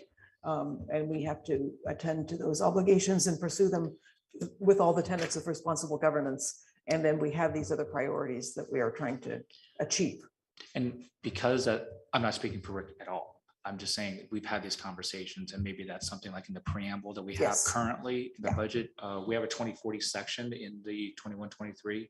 Some of these principles could be written in those to say, here are core function, here are priorities with remaining funds, or however we decide to describe that. Or for enrichment of core functions, Exactly. because Yes. there's a mandated level of service in many areas. We're going over and above. We're doing something more creatively than what's mandated. Exactly. And I think Rick said that at a management team meeting or something, the way that is going to be aligned. So we can work with him on how to characterize that up front. Is that okay with you? Yes. Commissioners? Yep. Okay. Okay. So, excuse me. In the remaining time, again, we had pyramids that I take a picture of you, of your pyramids in different ways, but basically just to convey that we have these tenets of the fundamental, and then we have these two high priorities. That was on the white paper that we had back in goal setting. You will see the addition of health in all actions. Now we're getting back to your comment earlier. Talking to health department, obviously the social determinants of health, it just weaves throughout everything. Mhm. But it is from the 2040 at the beginning, it was health and equity on the bottom of as a core value of all of them. And so I think what we're trying to figure out is where that line is. Equity is enough of its own kind of group that we can go to a department and say, what can we do on inclusion or community inclusion? When you start talking about health, it gets back to what are the core, or I guess, what are the underlying causes or impacts of homelessness, of justice and these things. And that's everything. Again, economic development, opportunity, those things. And so this is one of those where I think it's more of a, not formatting, but how do we capture those? And I think that we just need to go through a couple of iterations. But I know Joe and I in our conversation, it was important to at least have this on here to be consistent with our previous efforts, that health and equity is a cornerstone of the activities that we do, as well as resource efficiency. So we just want to put that on there. But that's a second addition to the last time we spoke. So we didn't want to go over that quickly. And Joe, if I'm not characterizing that correctly. Okay, so just want to make sure that that would be on here. I think that that's where that fine line as you open this meeting up is, okay, what's the number one thing? But also appreciating that pulling all these things together is obviously going to positively affect our community health. So it's kind of where we are. And again, this is only the second time we've done this. So we're teenagers trying to figure this out, I guess, but also making sure that we respect and acknowledge that this is a core component for our community. So I just wanted to leave it at that and get your feedback to make sure that you're comfortable with including this, and we'll kind of figure out the machination of capturing those goals. Is that, I'm seeing a lot of head nodding. Is that Sounds comfortable? Yes. Okay. Heard 3 yeses. That was great. So we're mission accomplished as far as identifying the 5. Joe, did I skip over anything that you think is important? Sean, I think I'd like to just circle back to with the commissioners on my initial comments regarding these 5 priorities, and are there priorities within these 5 priorities? And the reason that I ask that is oftentimes myself and department directors get into discussions about, if you will, dedicating resources to one priority over another. And so there is a lot of dialogue that goes on about, okay, out of these 5, is there 1, 2, 3 that are most important, or are they all important? And just trying to get some additional direction from the board. The more that we are able to prioritize, the easier it is to allocate resources to those priorities. I know in the past, we haven't wanted to necessarily prioritize these top 5, and you may not want to do that today. But just know that that is one of the challenges that we face as department directors and myself about allocating resources when we don't, amongst these top 5, when we don't have priorities within the top 5. I would love to speak to that. I think in some ways, just by virtue of that potential pyramid framework, the community priorities to me come out as the higher priorities, the homelessness and housing insecurity and the community safety and justice systems improvement. But I think part of the reason for that is not that they are more important than those fundamental tenets, but that they are time bound. And the community safety and justice systems improvement, we have some very specific time bound goals in terms of the community safety and justice campus and the specific facilities that entails that will support all these programs and other things. And it's time bound. The homelessness and housing insecurity. Likewise, we're in a time period right now where there are lots of state and federal resources available, and we need to take advantage of it now. So I could foresee a future biennium where those community priorities might look different. But those underlying fundamental tenets are never going to go away. Those are things that we are always going to be prioritizing. Okay. So I kind of like your language there of fundamental and community priorities. I think that helps. Okay. I guess I would, as long as we're doing a smorgasbord here, pick one from each, from the fundamental on the community priorities. I think just what Commissioner Ojero said, it's timely. That's what we're doing. That has a lot of momentum, and in the next several years, that is a budget priority and emphasis priority. On the fundamental side, I would think community resiliency should be towards the top of the list. It's long-term problems, but that are right here, that need our attention today. And so I think that needs to be towards the top of our list. And I think I'll stop there because being an elected official, and these are my 22 top priorities. I'll stop at 2. So I just want to make sure that I understand the question correctly. Are you asking, are there some priorities that are higher than others? That's correct. Out of the 5 that you've identified. Yeah, tough question. They're all important. Like Commissioner Ojero said, some of them are time bound, which is important. So looking under community priorities and versus the fundamental tenets, I'm wondering why we put criminal justice as a community priority. Does that just come down to the definition? Because I feel like having a jail and having, a sheriff's office and all of that stuff is required. Why is that not a fundamental tenet? Because we have facilities here and we're making a quantum leap to facilities that meet the 21st century. And so it's a huge investment of time and money, and it is time bound. That's the way I see it. And then the facilities will make possible an improvement in programs that we offer. And so, yes, we will continue those into the future, and maybe we will want some other kind of language to address that. Although I think a lot of what we're trying to do in those facilities can be captured by some of the health and all actions and equity, diversity, and inclusion work as well. It's that huge leap that we're trying to make right now to kind of the next level of functionality that I see makes it a priority that's time bound. And I really appreciate your comment. We can change the language. Not ready for Maslow's order or anything getting into that complexity, but it was just from the notes, it was just kind of 2 buckets, and we can rename that. Sure. Community priorities and then X, like whatever you want to call Core values, whatever you know, it is. Sure, I it's guess, part of what they so are. my question was just, why is it under community priorities and not fundamental tenant? That was my question.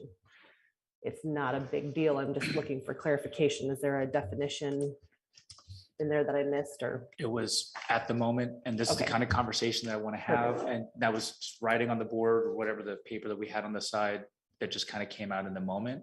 Yeah. We can figure out either different language or different structures, which is absolutely fine. I think coming out of July 12th, it was more of, we have community priorities, which I think that's very prudent to just have 2. Again, getting back, if you have 87 priorities, you have none. Yeah. But then there's also those things that we as an organization need to confirm or make sure that our constituents have equity and opportunity and these things. So how we characterize that, we can go back to the drawing board and catch. And maybe I could throw in another example. Say in a future biennium, it might be that transportation network is the community priority, and that we're really focusing in on where we want to have bicycle and pedestrian networks, and where we want to have freight networks and traffic safety. So I can see other community priorities rising up, or the network of natural areas and paths and multimodal ways to connect to them. I kind of like the dichotomy, because it reflects things where we want to, focus general fund resources in order to get kind of really advance our work in a particular area. And I would really like to maybe talk to Rick about this. It's really pinging at me. The left is basically what we as government should always be investing in. And for the biennium, these are the 2 for 23-25. When we come back for 25-27, transit and other things. Then for 27-29, I could see that be more attached to the budget. I can do way better at writing this up, but I'm hearing that there's that kind of separation. Am I completely off mark?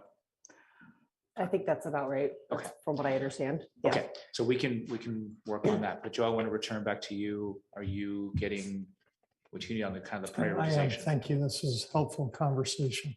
And so the other part I wanted to add was just, again, the responsible governance.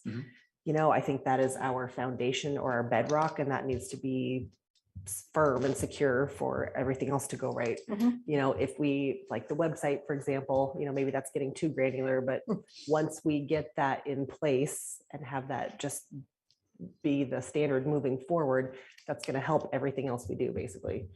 So I'm really appreciating the bedrock, the standard. This is just what we do, and we'll never deviate from it. Okay, this has been great for me, at least, not to be selfish, but I think this gives enough. We now have the 5. Now I can start working with Rick to see how we can further embed this in, and then talk to leadership on how, is this clear? Is this not clear? So that I know, Joe, you had said at the next goal setting, we have time is very tight. And my intent is to perhaps go back to you, come to you before then individually to make sure, so that, and correct me if I'm wrong, but that's more of a, we're good, right? And then thumbs up and we move forward. So that's just to set expectations for, I don't know what that date is, but the goal setting for September. Are you good for that? sounds good to me. Yeah. Commissioners, goal setting is scheduled for Tuesday, September 13th. And it will be, it's typically 6 hours. It will be shortened to 3 hours due to the fact that we have the Glazer training in the afternoon. But we are going to give Sean 20 minutes on that particular meeting to come back and finalize these with you. Okay. Good. Just emphasis mentioning that Benton County has core functions that we do, and that the verbiage leading into this needs to reflect that we're trying to, here's what we've been doing. Some of these are new or relatively new. We're trying to integrate them because we only have one budget, and so it's a work in progress, but we are not forgetting about our core functions. Yep, it's a moral document. Well, and so we'll make sure that's up front. Okay. Commissioners, thank you so much for your time. Really appreciate this. Thank you, Sean. Thank you. Thanks, Sean. All right, and with that, we will move into our business meeting. First up, 5.1, or our consent calendar with 5.1 on there. Do I hear a motion or any changes? Move to approve the consent calendar. Second. All those in favor say aye. Aye. Aye. Motion carries. That takes us to old business. First up is 6.1, Benton County Talks Trash, the adoption of the solid waste work group charter. And with us, we have Darren Nichols. Welcome. Thank you. As always, we talk trash politely and with respect. And so thank you very much for the opportunity to come and visit with you all this morning again. There are two things that we're going to ask the board to address today. One is the adoption of a formal work group charter. And then the second is appointment of work group members. So we'd recommend that you take those in that order. And with me on the line is our contract facilitator, Sam Imperati with ICM Resolutions. So one of the first things that the charter asks us to do is to select a facilitator to help with this work. And we're very pleased to have Sam on board officially and helping. He has been instrumental, as well as our own staff, which has been working literally around the clock to put this in front of you. So I want to start by saying thank you to both Sam and our staff team. The charter offers some guidelines and some guiding principles, which you've had a chance to look at. It also lays out the scope and the charge for the work group. And that has gone through a number of iterations. You've had a chance to look at that. Staff has weighed in. We've tinkered with the wording, and I think we've got it almost perfect. I wouldn't say it's perfect, but it's very good. And so thank you all for your input to date. I think with that said, I'll just stop there, see if Sam has any additional comments or would like to describe what's there, and then really let you ask us questions. Good morning, Commissioner. Sam Imperati, ICM Resolutions. I have nothing further to add at this time, but I'm available for comment or questions about the charter document first, if that's what you'd like to discuss. Great, thank you. Comments or questions? No questions. Nope. Nope. Okay, back to you. And or are we looking for a motion? Well, if we're ready to make a decision, if you feel like you're ready to make a decision, I'd say we can move that one along and then focus on appointing work group members, which is Sounds good. Equally important. Okay. Okay. Do I hear a motion? I'll move to adopt the proposed charter for the Benton County Talks Trash work group to be appointed by the board separately, and direct county staff and the county's professional neutral facilitator and the work group to proceed with implementing the tasks outlined in the charter. Second. Motion made and seconded. All those in favor say aye. Aye. Aye. Aye. Motion carries. And that is very exciting. And I thank everyone for their work on that. I think we came up with a good product. And by we, I mean mostly all of you. So thank you. It's very much a team effort, and there's no kind of off-the-shelf solution here. So the more minds at the table, the better. And I just want to underscore our appreciation for you, your leadership, and the staff team, and the teamwork that has gotten us to this point. So thank you and congratulations. Now that we have our charge in place, that leads us to an equally important conversation, and perhaps even more complicated, in a sense that this work is going to be conducted primarily by a group of community members, some of which are appointed by a few organizations, and then some of which we have an opportunity to consider this morning. So let me start by saying a very large thank you to everyone who expressed interest. We had strong interest from a number of community members, and I just can't say thank you enough. I feel honestly like it encouraged my heart as a public servant to see so many community members willing to step up and to make this kind of commitment to the future of our community. It's just rare that we have these moments. And it's just so confirming and reassuring to see the caliber of people and the breadth of experience and the sheer number of people willing to make this kind of commitment. The other thing I would say before we get started is this kind of a process is not perfect. It is difficult to elicit responses, encourage responses from the community without putting our fingers on the scale. And I think we've done an admirable job to date of doing this in a timely manner, but without trying to influence the process. In other words, we've tried to keep the door very open without influencing who applies or doing, at least at the staff level, we have not reached out or, like I say, put our fingers on the scale. You'll also note from the charter that it lays out some suggested perspectives that could be helpful in developing a work group that's balanced and credible. To borrow a phrase from our colleague Sam Imperati, he says we want to have the deal makers and the deal breakers equally represented here across the Benton County community. And that with the 8 slots that are available, it's difficult to fully represent Benton County. We have a very diverse community, and it's really not fair to try to put those perspectives in just 8 slots. However, to make it manageable and to enable us to get the work done on time, it does require us to make some hard decisions. So let's start with the organizational appointees, just to be clear. Following the charter that you've just adopted, it allows 4 organizations to appoint 2 members each to the voting positions. So for a total of 8. And so you'll see them listed. Sam has shared his screen, and you'll see them listed in this kind of abbreviated document there at the top. The Solid Waste Advisory Council and Disposal Site Advisory Committee, which are the same group, it was recommended that they appoint 2 people, and you'll see those names there. We have Marge Pop and Joel Geyer. They were selected by DSAC and put forward.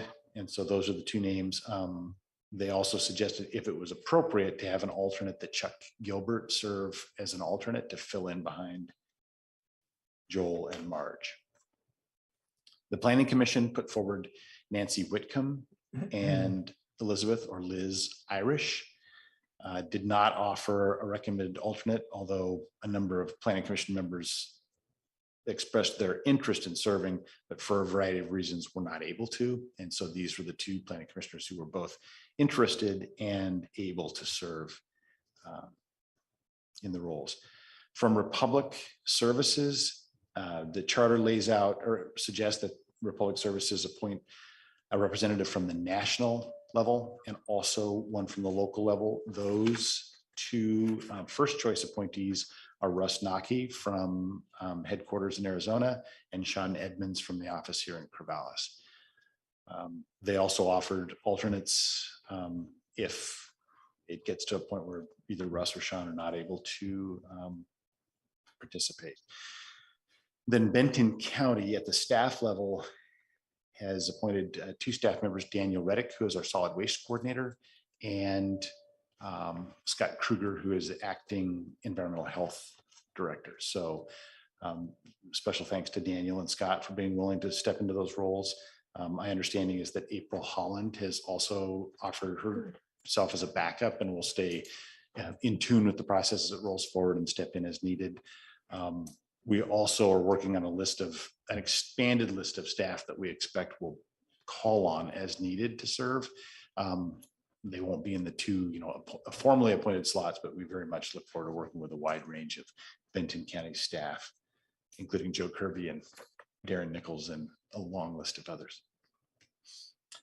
All right, so skipping down to the bottom of that first page there, then you'll see that we've got some non-voting members or ex officio slots, please. Yeah, I just wanted to highlight the fact that the first 6 that you mentioned are voting members, but the Benton County staff are ex officio. So thank you. Yeah. Yes, county staff. Sam, can I phone a friend just to confirm that the Benton County staff members are ex officio? That is correct. And I'm not sure how my screen share is showing up on the screen, but the X's that you see here, this column is the ex officio. Thank you. Yes. Thank you. Yes, that's correct. So the last 3 kind of named ex officios are the Department of Environmental Quality. That's the state of Oregon, DEQ. Brian Fuller has committed to attend, and very much appreciate the state agency joining us for that. And then also under the charter, it recommended 2 neighboring jurisdictions in ex officio roles to bring in outside perspectives outside of Benton County. So what we're suggesting is that Marion County and Lynn County would be good fits for those positions, and that we also do what we can to bring other neighboring jurisdictions' perspectives in, although not in kind of this level of commitment. Marion County and Lynn County both have dedicated staff, and it turns out that those 2 counties generate some of the largest amounts of waste into Coffin Butte landfill. So it makes some sense to select those 2, but not at the exclusion of others. And I want to be very clear about that. So that then leads us to the list of community members. And we had, I think, 33. Actually, it's now 34 or 35. Before I get started, I should just mention that we got a couple of additional names who came in this morning. One was Kevin Kanega, sent an email saying, it looks like you're accepting late applicants. I'd like to add my name to the list. I'll just clarify that we're not accepting applicants. We're just letting you know who has come in and tried to share that with you in real time. The other is Kathy Brewer. And at this point, I have to apologize for missing Kathy's statement of interest. It came in through our community development website inquiry, and I just missed it when I went back through my email. So I don't know anything about Kathy. Linda Brewer or Kathy Brewer? It came in from Kathy Brewer. So I don't know anything about Kathy other than she does have some experience. She's interested and lives on Deerhaven Lane, which is off of Airport Road. Darren, clarification. So it looks like Sam is highlighting Linda Brewer. And so back to Commissioner Ogero's question, are we sure it's Kathy and not Linda, or are there 2 Brewers? I think there's 2 Brewers. Okay. Kathy emailed me this morning to say, Darren, I just want to make sure you got this, and which I had, but it had come in through our website inquiry, and I just wasn't tracking that source, and so I apologize. We combed through a number of times, and so I believe this is Kathy Brewer. I have not communicated with Kathy, but would be happy to forward her email, which I can do in real time if you'd like. With thoughts on that? I mean, we already have a pretty long list. Yep. Yeah. Okay. Yeah. And like you mentioned, that it'll be open to the public to participate. I think that's a really, thank you, Commissioner Wise. That's a really important point. And while it's very difficult to narrow down the list of interests to these 8 slots, the process is wide open. And we strongly encourage anyone with an interest in this part of our community or just in the process to come, observe, participate. Please do help us. And Sam really is adept at incorporating many voices into the process. So while we have kind of this formal list, which is fairly small, we hope that the informal list is much longer. And all of these processes will be open and available both in person and remotely. So we hope that will be easy for people to participate. Thank you. And I'll just note, I think my mic was off for a second. My apologies for those online. I said that we have plenty of room for public participation along the way. Yeah, that's my comment. Yeah, thank you. Other comments from staff before we jump into commissioner comments? Yes, just a little bit. So what we put in front of you this morning, and this is probably the most difficult of the work to date, is to put forward what could be a balanced work group. So what you see in front of you is kind of a reformatting of the list that was provided in the packet. First of all, we put all of the names in alphabetical order, and then we color coded the names on the list in purple, blue, and black. Hopefully no one here is colorblind. If you are, just I'm happy to walk through those. The purple is difficult. I mean, you have to hold it just right. Yeah, it's difficult to discern. Yes. Okay. Thank you. What's intended here is that this is a way of thinking about this. This is not the way, and I want to be very, very clear. We had some discussion among staff. We had some discussion among county leadership. We had discussion with each one of the commissioners to kind of get a sense from you who these people are and the level of balance and representative diversity that they bring to the table. Not all of that comes off of the page in an application. So thank you for those conversations. It was very helpful. What we've put here in purple is what we think is kind of our best first guess at what a balanced work group could look like. And I think there's actually more than 8 slots there. So that is the first kind of conundrum. Those are also the individuals whose names tended to come up the most often in conversation. So that does not mean that they are the best fits. It just means they were the most frequently mentioned. And they also brought a lot of things to the table in terms of subject matter expertise, in terms of geographic representation, in terms of other diversity factors. So, you know, we're humans, these are humans. This is difficult to weigh these people without, you know, really getting into the weeds, but we think this is a good group. Really, any of these people would be good representatives, but this is kind of our best guess. Those that are in blue are names that came up maybe once or twice in conversation, seem to be kind of would also be a good fit, but weren't, they just didn't come up as frequently, or for one reason or another, didn't rise to that kind of level in our minds. And you know, trying to put 33 people in 8 slots is a challenge. So I think I'll stop there. Sam, is there anything to add? No, except for to say a way to look at this as you comment and deliberate is in the various conversations and in my assessment, while the words are somewhat changed, the concepts are the same, that you might want to look for small to medium enterprises versus a larger enterprise.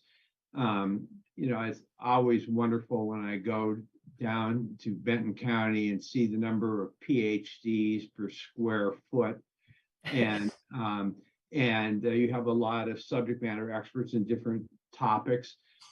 You also talked about geographic coverage. Is the whole county looked at? What about folks that live near the landfill? In the narratives, they talked about their priority topic. You might want to look at diversity from folks that have been here a long time, medium time, and short time. And then we have some diverse applicants in the broadest sense of the term. We actually have 3 high school students that applied.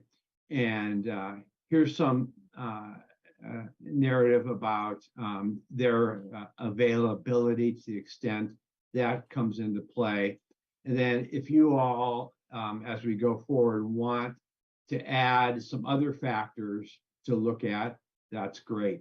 And because this was a ready, fire, aim, summarize the applications that it came in, we weren't able to summarize all of them into the big list, but we did want you to know that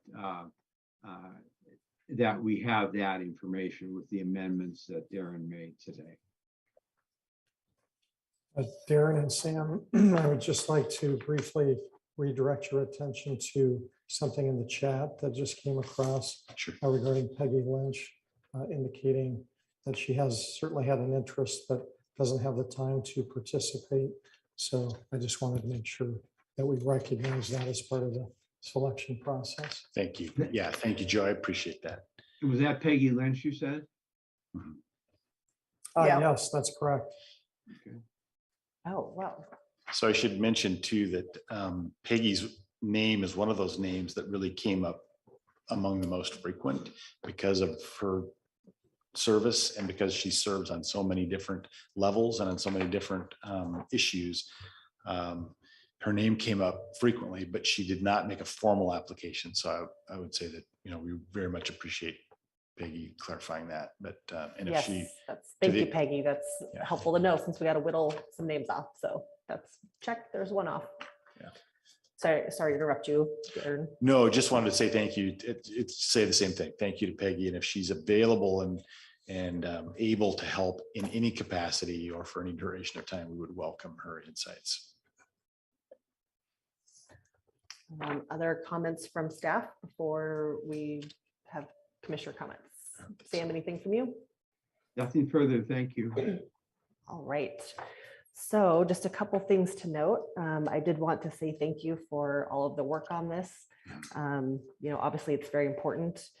It's a new process. We're just kind of going with it and seeing what works. We're learning as we go, which means sometimes there might be some hiccups or bumps along the road. So we're all trying our best to make the best of that.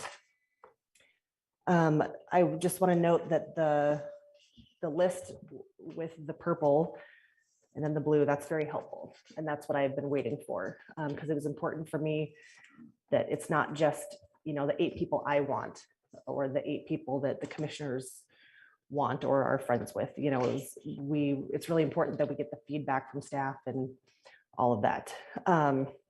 Having said that, I just want to note that the email came in with this information at 8:03 a.m. this morning. So unfortunately, you know, that doesn't give me enough time to be able to make, you know, a thoughtful, balanced decision. And this is a very important decision, you know, not to sound dramatic, but this is determining the future of solid waste in Benton County. So in my mind, we have 3 different options on how we can proceed. You know, we can still go ahead and make the decision today. We could take a recess so that I and any other commissioners have some time to review it and read it and come back and make the decision. Or we could move it to the September 6th meeting. My preference is not to move it to September 6th. I really feel that we need to move forward and give people time so that they know that we've selected them for this process. We have a very tight timeline for these 8 meetings and a lot of work to be done. So I fortunately had a lot of time yesterday to focus on this. And so when I got the email this morning, it wasn't much of a stretch, but if it would help to take a recess for however much time you need, I think that would be a good compromise strategy. Sure. Commissioner Malone, your thoughts? Yeah, this is our timeline, and I would like some advice from staff. I'm leaning towards not rushing this through today. Some of these names I haven't ever seen, and to me, it doesn't. This is too important to try to jam through because we have a timeline. So seems like we have a couple options. Next Tuesday is the 5th Tuesday. We could have a special meeting then. The next scheduled board meeting, I believe, is September 6th. And you want to get this process started September 8th. I'm wondering if there's a way of notifying the people in purple and blue that they're being considered, share the calendar that's been developed. And I guess to wrap up, do we have 2 weeks to wait till our next scheduled board meeting to proceed? So is your question pros and cons from staff? Oh, I Yes. see County Council Vance. There's one additional option. You are currently sitting in a notice meeting. You can always continue this meeting to the time and date. So for example, if you wish to come back tomorrow at 10 or Okay. 1 o'clock, you can continue this meeting. So that's another option that's available. Which, thank you for sharing that. If we do that, then we will not have the option of having Facebook live stream. Just pros and cons. So I think the question I heard for staff was, what are the ramifications or pros and cons of not making the decision today? Mhm. So first of all, I think none of us feel like we have enough time. This timeline is in some ways kind of handed to us, and the clock is ticking. So, and there's a lot of work to get done, and we're feeling that. We have been working around the clock, literally. So we could push this back, but that doesn't give the work group adequate time to prepare for what we're asking them to do, unless we ask everyone to get prepared for the first meeting and then let them know. And that feels like a lot to ask people who have already made big commitments. And this is not to minimize what you're sharing. I very much commiserate and feel the challenge in front of us.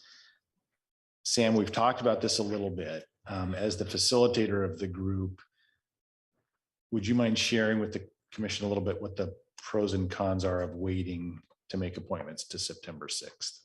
I'd be happy to. I'm switching my shared screen to perhaps have this conversation in better context. Hopefully you are seeing page 11 of the charter document that you just approved, and that is the tentative schedule. And what happens here is the first meeting is the 8th. The second meeting now is the 15th. The reason those are back to back, in part, was recognizing that this process certainly deserves and needs more time to dot I's and cross T's and create that, that balance. The meetings are back to back because the agenda for the first meeting, in addition to the orientation and member comments, is to look over and explain the charter and dive into the common understandings document. And as we've discussed in my prior appearances before you, that document is key to start the reset process that I think is necessary to get us moving in the right direction. The work that we don't finish there on the 8th will kick over to the 15th. And then there is a planned tour of the Coffin Butte facilities. It is possible that we could simply shift the 8th and the 15th to the 15th and the 22nd, which if you desired, your September 6th meeting could be the appointing meeting. And then the first meeting then would be roughly 9 days later on the 15th and 22nd. that will then make tight the turnaround for the October meeting, which is on the 6th. But, you know, as they used to say, or still say at Nike, just do it is an option for us. If that is the what you desire.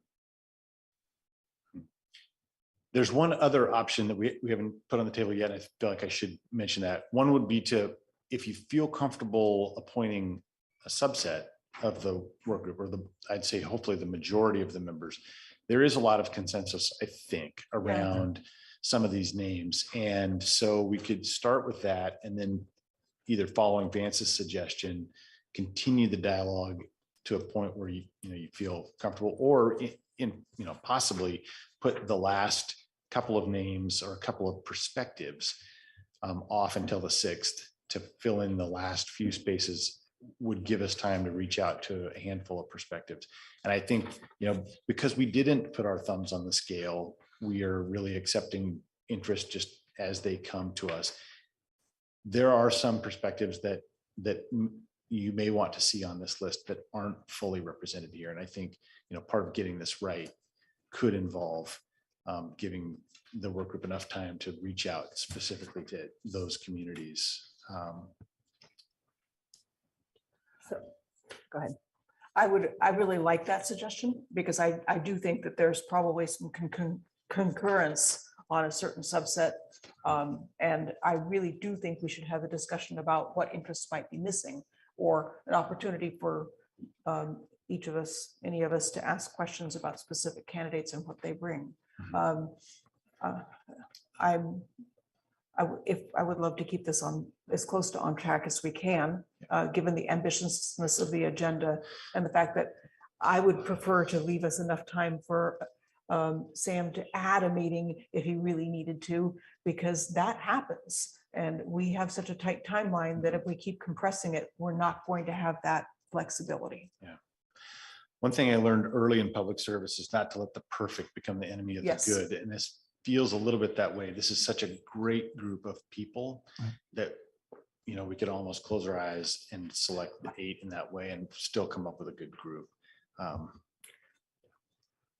It's not the way I make decisions. I So understand. I will say, I'm good with the list of now 10 people. I trust that is a good starting for the list. I just need just a little bit of time to compare it and contrast these 10 people to then be able to whittle down 2 of those off the list. So my question to Commissioner Malone is, do you feel, based on, knowing our staff and knowing the work that they have done, do you feel confident enough to say that at least this list of 10, the purple minus Peggy Lynch, that is a good starting place, and that maybe you can just, we could take a recess and you can examine those? Or do you feel like you need to go back and re-examine all 30 or however many people on the list? I do not. I guess I'm a little unclear how many names are in purple. Yeah, so I highlighted them.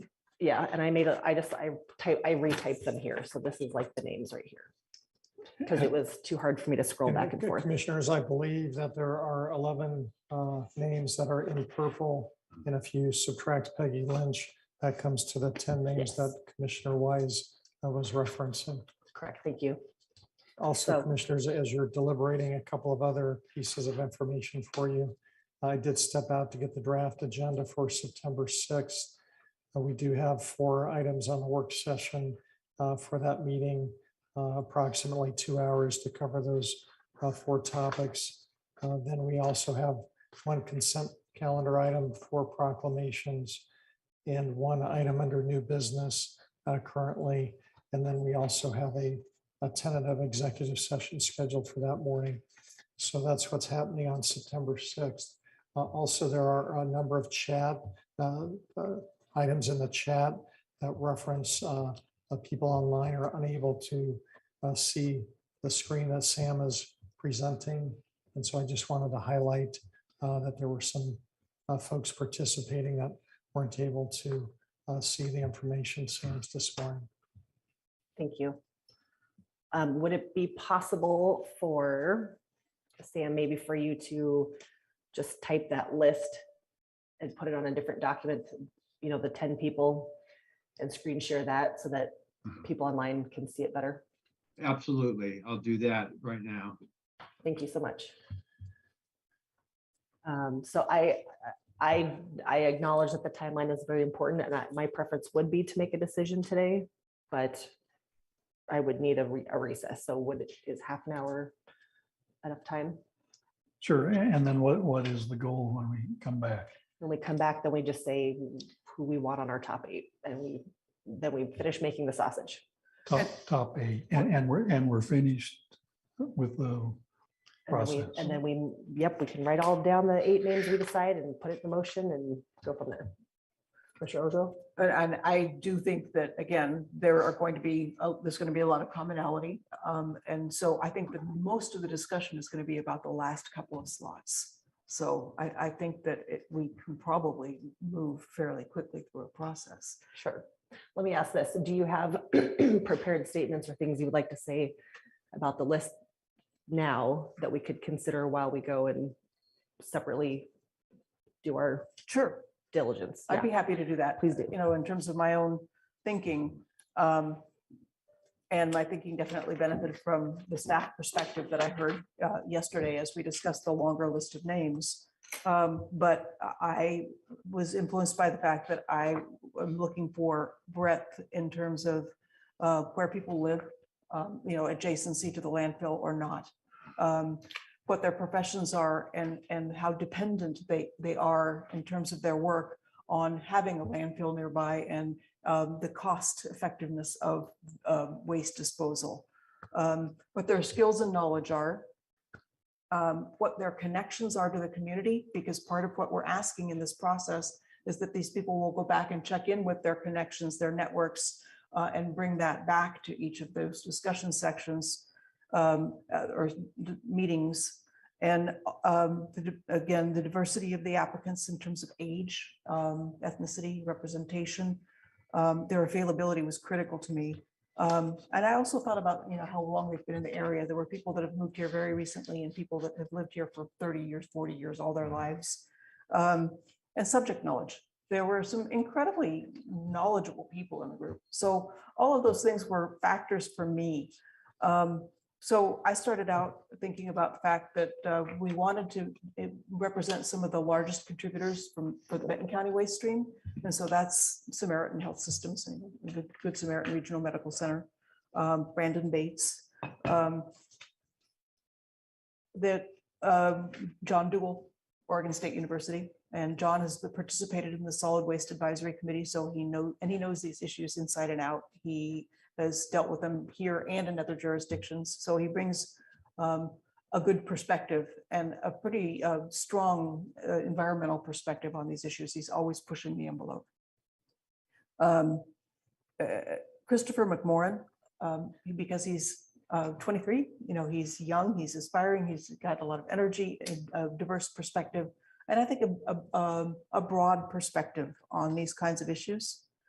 Ryan McAllister, because of the fact that we really were trying to get someone involved who represented the construction industry, because that construction and demolition waste is, again, a large volume waste stream, and we need to be able to address that moving forward.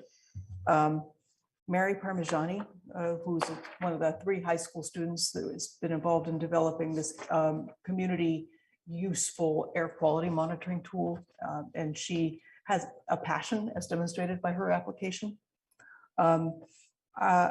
Louisa Shelby, who's a public health nurse, was someone who's not necessarily doesn't have a depth of knowledge in terms of the subject matter, but I think would bring a perspective to the issue that is really valuable. And then for me, I had a couple of questions for the last couple of slots. Both Glenn Zinkus and Ed Patera are chemical engineers. They both bring a lot of skills and knowledge to the table. Either one of them, in my mind, would be good contributors to this process. And then I also was looking at either Catherine Holdorf representing a small business at Sibling Revelry, or who was the other one? Lynn Powell, who's another neighbor, as other voices that from kind of the community at large that might bring balance to the group. And I was thinking about gender balance too. So that was important to me. So that's kind of the scope of what I was looking at in terms of representation. Again, if Peggy had been available, I would have loved to have had her sit on the board, but I recognize that she has a lot of other irons in the fire. Perfect. Thank you. That's some good food for thought. There was a couple on that list that I had put as my original top 8. And then there were a couple that had gone down to blue that I liked, you know, Catherine Duvall. I think she has a lot of expertise she's the economic development and climate specialist with Corvallis. I mean, and she's female and yeah. So with that, should we take a recess? I just want to comment that I'd strongly support Catherine Duvall. I don't know her availability. She didn't formally put in an application. So I'm just wondering, do we know how many people came on the list because we were just saying, hey, what about this person? I mean, everyone on the list submitted some expression of interest. Okay. So, you know, then it's kind of up to us to decide how strong is that expression and their availability. Before you began your deliberation there, I did want to just note that the gender balance in the purple is not where we'd like it to be. Yeah. And especially with Peggy's declining to step up, then that really, I think, is something to think about. The good news is overall, the gender balance is really good on this group. And I think if you were to tug and pull on some of the blue names, like you just began to, there's some great candidates who could help with that part of the diversity of the group. Okay.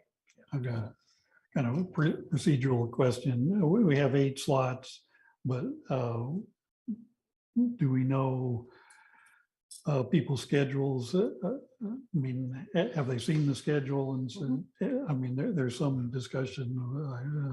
Somebody is in Australia till the end of September, and so they have a pretty good idea of the proposed schedule, and then have indicated not Mondays, or I mean some. What I'm getting to is like, I think SWAC had a couple or had an alternate. Do we need to have a list of 10 so we make sure we have 8?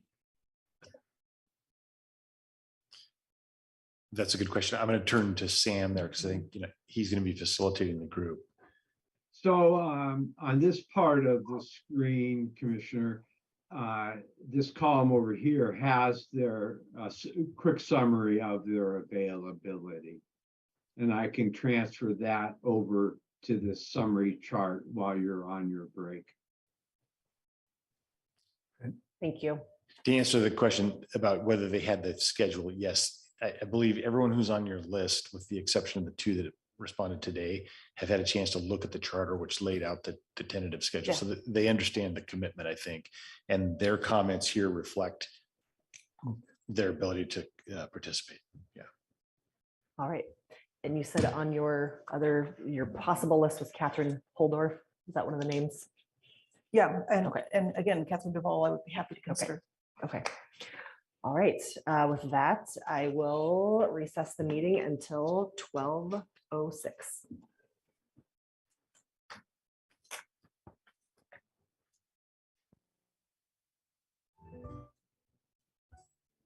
Recording stopped.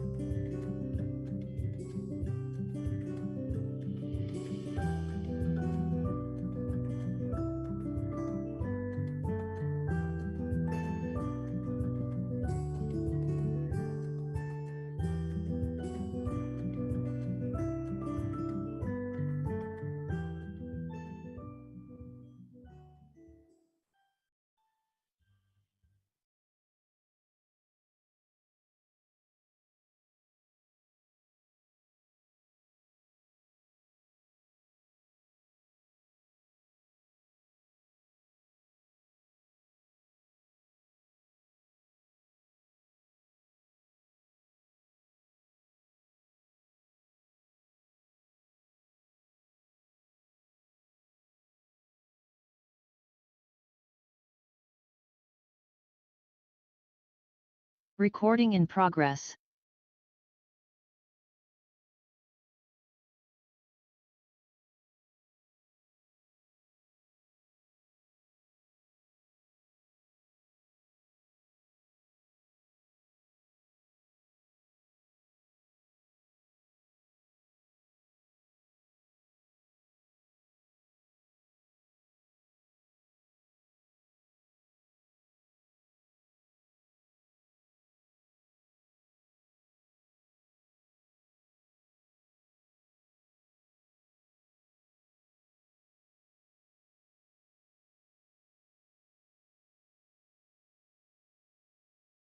We are back at 12:06 p.m.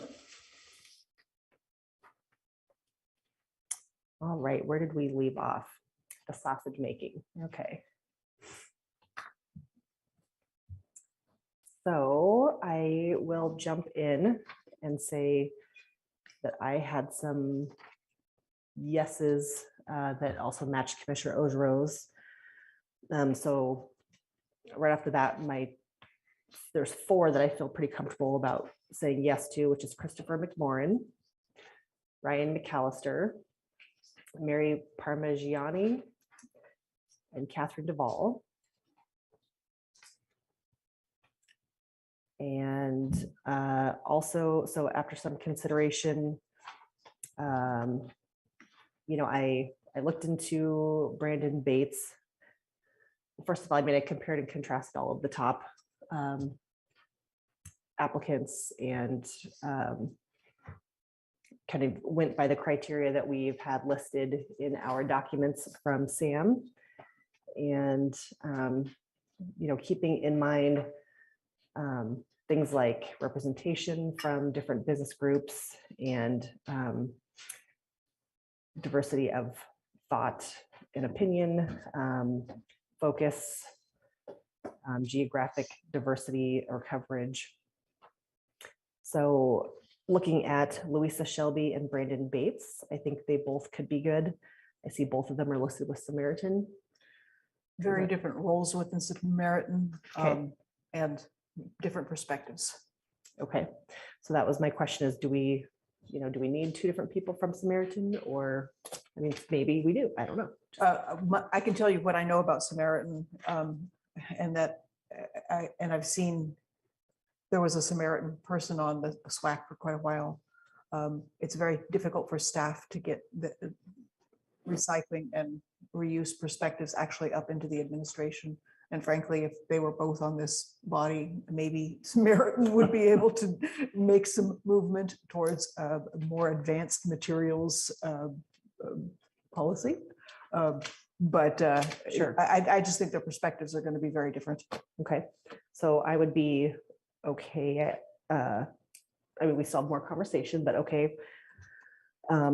So adding to the 4 more, Louisa Shelby, Brandon Bates, or is it Bates? Bates, pardon me. Ed Patera and John Dewell. I also wanted to mention that Pat Hare, the city administrator of Adair Village, had expressed interest in being involved, and I'm the liaison to Adair Village, and during a council meeting expressed the interest of just being involved a lot more and being reached out to. So that's why I think his name ended up on the list. Having said that, I know he is also very busy. Yes. So that could be a downside. And I think that Pat, as a city representative, is welcome to attend. Anyone's welcome to attend. Sure. Yeah. So I think that would be great. And Adair Village certainly has been a player with respect to Yes. the services provided. Director Nichols, I believe at one point you had shared that that the working group could have a specific, item on the agenda for cities or those sorts of people to come and talk. Yeah, thank you very much. I think that's a good idea.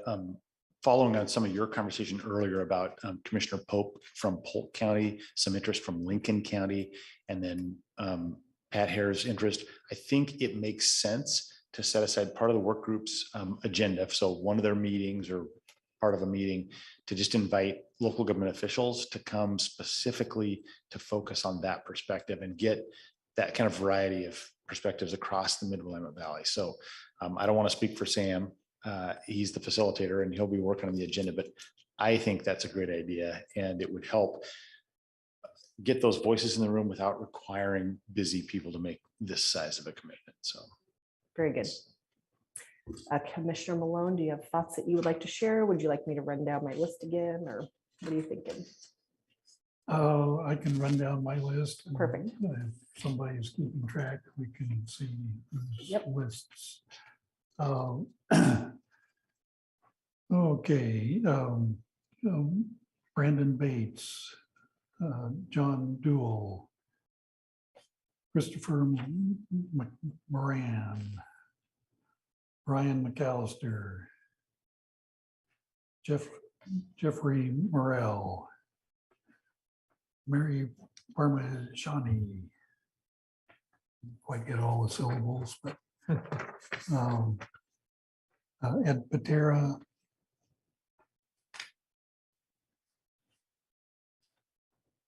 Kurt Wright. Okay, so the ones that I think we have all said yes to are Brandon Bates. Is it John Duell? Is that correct? Zan, did you say yes to him? Okay, so all three of us have said yes to him. Christopher McMorran, Ryan McAllister, Mary Parmigiani. Did you say yes to Ed Patera, Zan? Ed Patera. That's 1, 2, 3, 4, 5, 6, 7. Did I miscount? I have 6. 6. Okay. 1, 2, 3, 4, 5, 6. And I would add a couple of women to that group.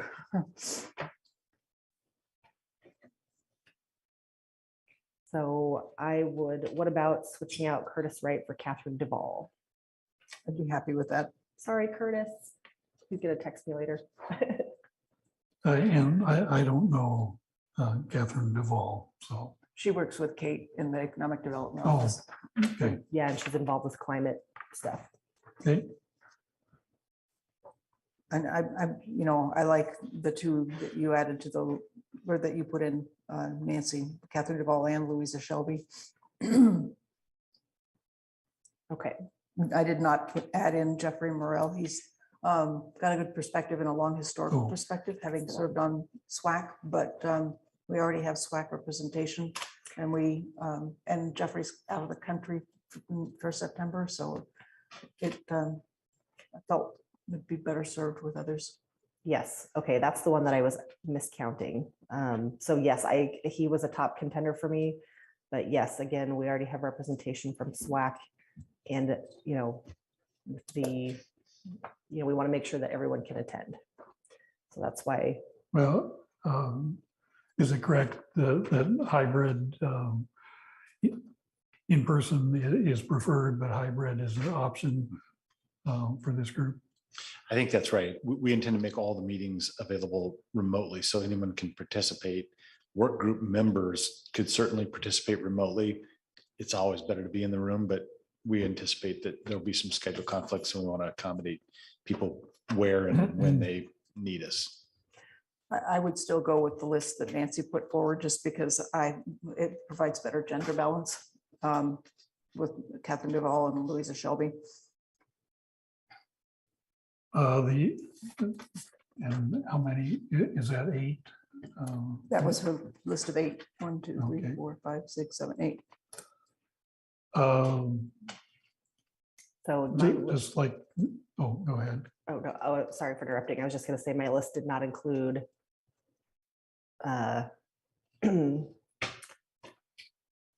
Jeffrey Morrell, and then, it was Curtis Wright. Okay. Yeah, you included McMorran, McAllister, Parmigiani, Duvall, Shelby, Bates, Duell, and Patera. Yeah, so the difference, Pat, that between us was just Jeffrey Morrell and Curtis Wright. And then I had Catherine Duvall and Louisa Shelby. So are we at 8 on your list? just like this is our timetable, isn't this our list? And I guess maybe a question for Sam, is there any reason we can't go to 10 public members for our community members? Thank you for that question. By way of summary, the number 8, I don't want to say was arbitrary, because I look at a balance to top out the committee around 20 folks. If you start to have more 20 people at the table talking, it reduces the amount of time each gets to participate. And so, you would, if you added, you have 6 that are sort of the SWAC, DSAC, Planning Commission, Republic, plus 8 is 14. And then you have the 5 ex officio members. So, you are in good shape. You could add 2 more if that would be helpful. At the end of the day, my true north is representation and balance, that in the broadest sense of those terms, from the Benton County community at large. So the question I would pose to you for your consideration, amongst others, is, do you believe you need 2 more people to achieve or balance? I would like an even number of voting members, because we're not going to be making, 8 to 7 kind of decisions. We're taking a poll, not a vote. And so having an even number of these public members would be preferable. So next up would be 10. I personally think that 8 is enough. 20 is a large board. Too many cooks in the kitchen. It's a real thing. So I'm good with just keeping it to 8. Yep. My thought was some concern about everybody showing up for every meeting. This is a theoretical number, and 8 to represent all of Benton County is fine. I'm just concerned that not everybody can make every meeting, and by expanding by 2, I think it may take 10 to get 8 at some of our meetings, and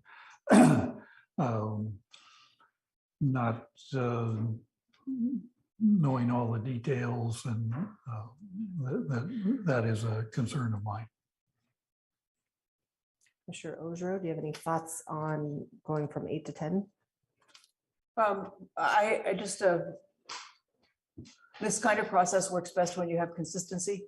And that's why it was important to check on people's availability and have consistency of voting members across the process, because each meeting really is building on the previous one in a very specific way.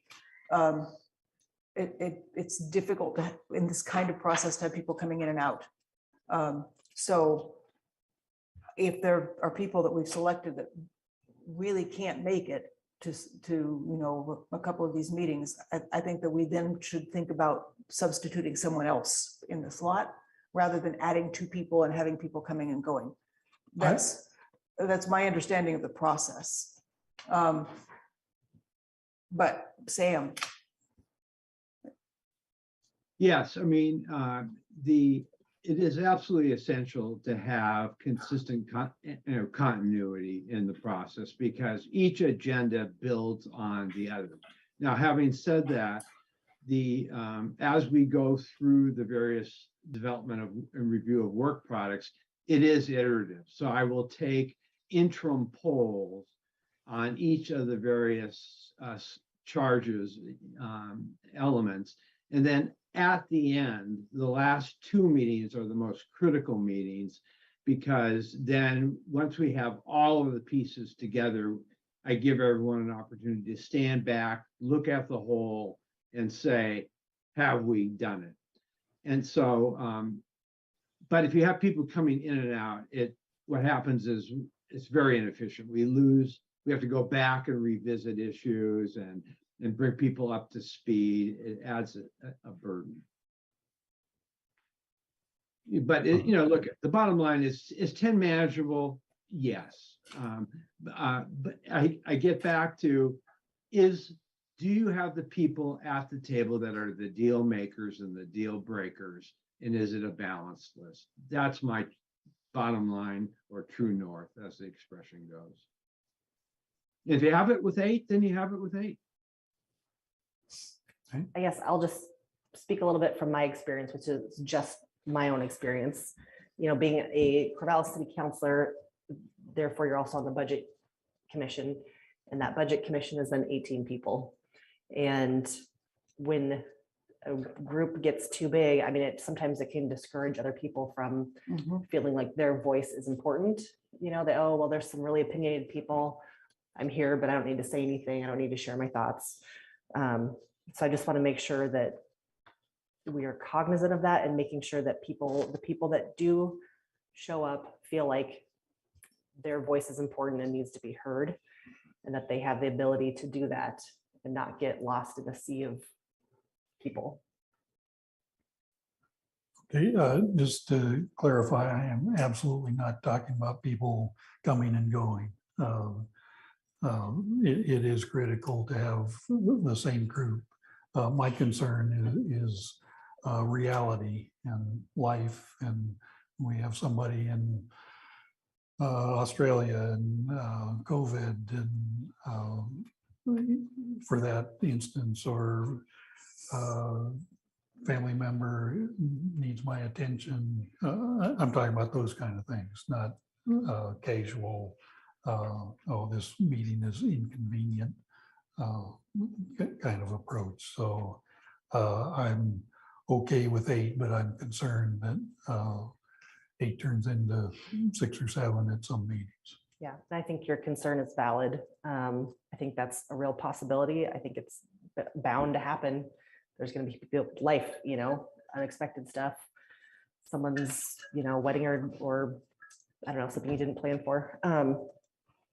But I think even in those cases, if only 6 of these 8 show up, I still think that's good representation.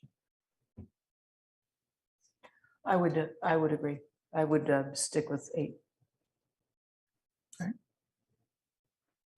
And we have 8. Commissioners, if you could just look to wherever the screen is in the room, and I have highlighted in yellow the 8 names that I heard to make sure that our lists are one and the same.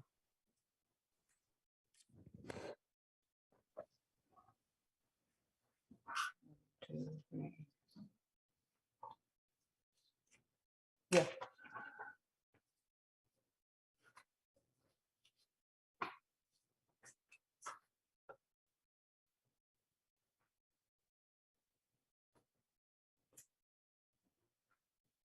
Yes. Okay. Yep. Thank you.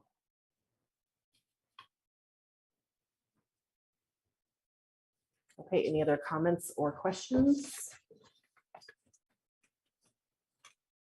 Nope. All right. I will entertain a motion. I would move to appoint the following members to the Benton County Talks Trash Work Group, consistent with the terms and the spirit of the adopted work group charter. Christopher McMorrin, Ryan McAllister, Mary Parmigiani, Catherine Duvall, Louisa Shelby, Brandon Bates, John Duell, and Ed Patera. And we further encourage all interested members of the community to participate in the work group's proceedings through the open public process outlined in the board's approved work group charter. Second. Motion made and seconded. All those in favor say aye. Aye. Motion carries. Thank you. How's that feel? Well, it feels good. I see we're getting a big thumbs up from Sam because now he gets to actually go to work. And I just want to say thanks to the board for your leadership. We asked you early on to please step out and help us have this conversation and move forward. And you're doing an excellent job. And I know it's not perfect, but we're doing a good job, and we've got great community members stepping up. So I'm excited about the future. We still have a few months of hard work ahead, so we're not going to let you off the hook quite yet. We will come back twice a month with an update. And that, you remember last time we talked, I said that's going to be a little bit of a learning process because the work group's going to be working, and we'll be bringing you updates, hopefully not laborious updates. But please do let us know what would be the most helpful to know about the work group's work. How would you like to maintain some kind of dialogue with the group? These are your advisors. And so you have an opportunity to shape their work and help, encourage or discourage things that are helpful or unhelpful. You have Sam's number, you have mine. Just let us know how we can help to support this really important conversation. Perfect, will do. I guess there is one thought that's bouncing around in my mind that's a little bit of a concern is, getting back to the tight timeline. I just wonder if it's going to be, I see a possibility for that issue to pop up again as we go. And I'm just wondering if we can be mindful of ways that we can be flexible, and then in some ways maybe we can't be, but just keeping that in mind as time goes on. Thank you. We will do our best to get you materials in advance. They may not be perfect materials. They may be rough drafts, but we'll do that. I don't want us to get, in the interest of providing you with perfect materials, I don't want the materials to be obsolete or kind of, we're already down the road. So we're just going to have to figure out how to keep that dialogue going. Yeah. And I think Sam and the work group will probably have a conversation early on about who actually comes back. It may not be your staff, it may be work group members, or it may be Sam providing the update. So we'll talk about how best to do that, but we very much welcome your thoughts and how to keep you plugged in. Sure. And just to clarify, I guess I'm thinking more about like the timing of the work group work. If there's times that the work group feels like they're, not having enough time. Thank you. Yes. Thank you. One last request. Maybe this is not a request. This is an idea.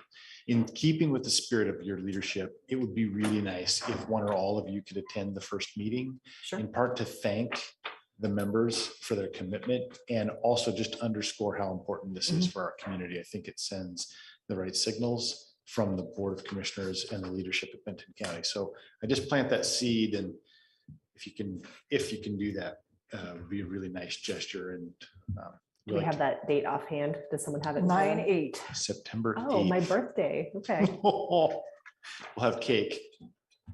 Darren, what time is it scheduled for? Sam, do we have a time scheduled? We are currently, the leading candidate is in the 3 to 7 timeframe with a working dinner. Okay. To create more availability so people don't have to take off, the morning or all of the afternoon. The joint city council meeting. Yes. So we also have a joint Corvallis City Council meeting planned for that time. That starts at 4. Yeah, it's 4 to 6. 4 to 6. Yeah, so. Okay. So the commissioners could be there at the very beginning, but couldn't stay. I'm thinking it's a kickoff. It's an opportunity to see you all.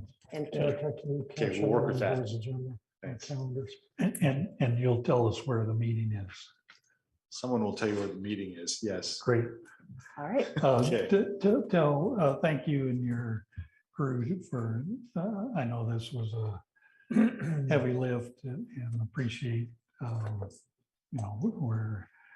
we're on a timetable, and what it took to get us to this point is appreciate the effort.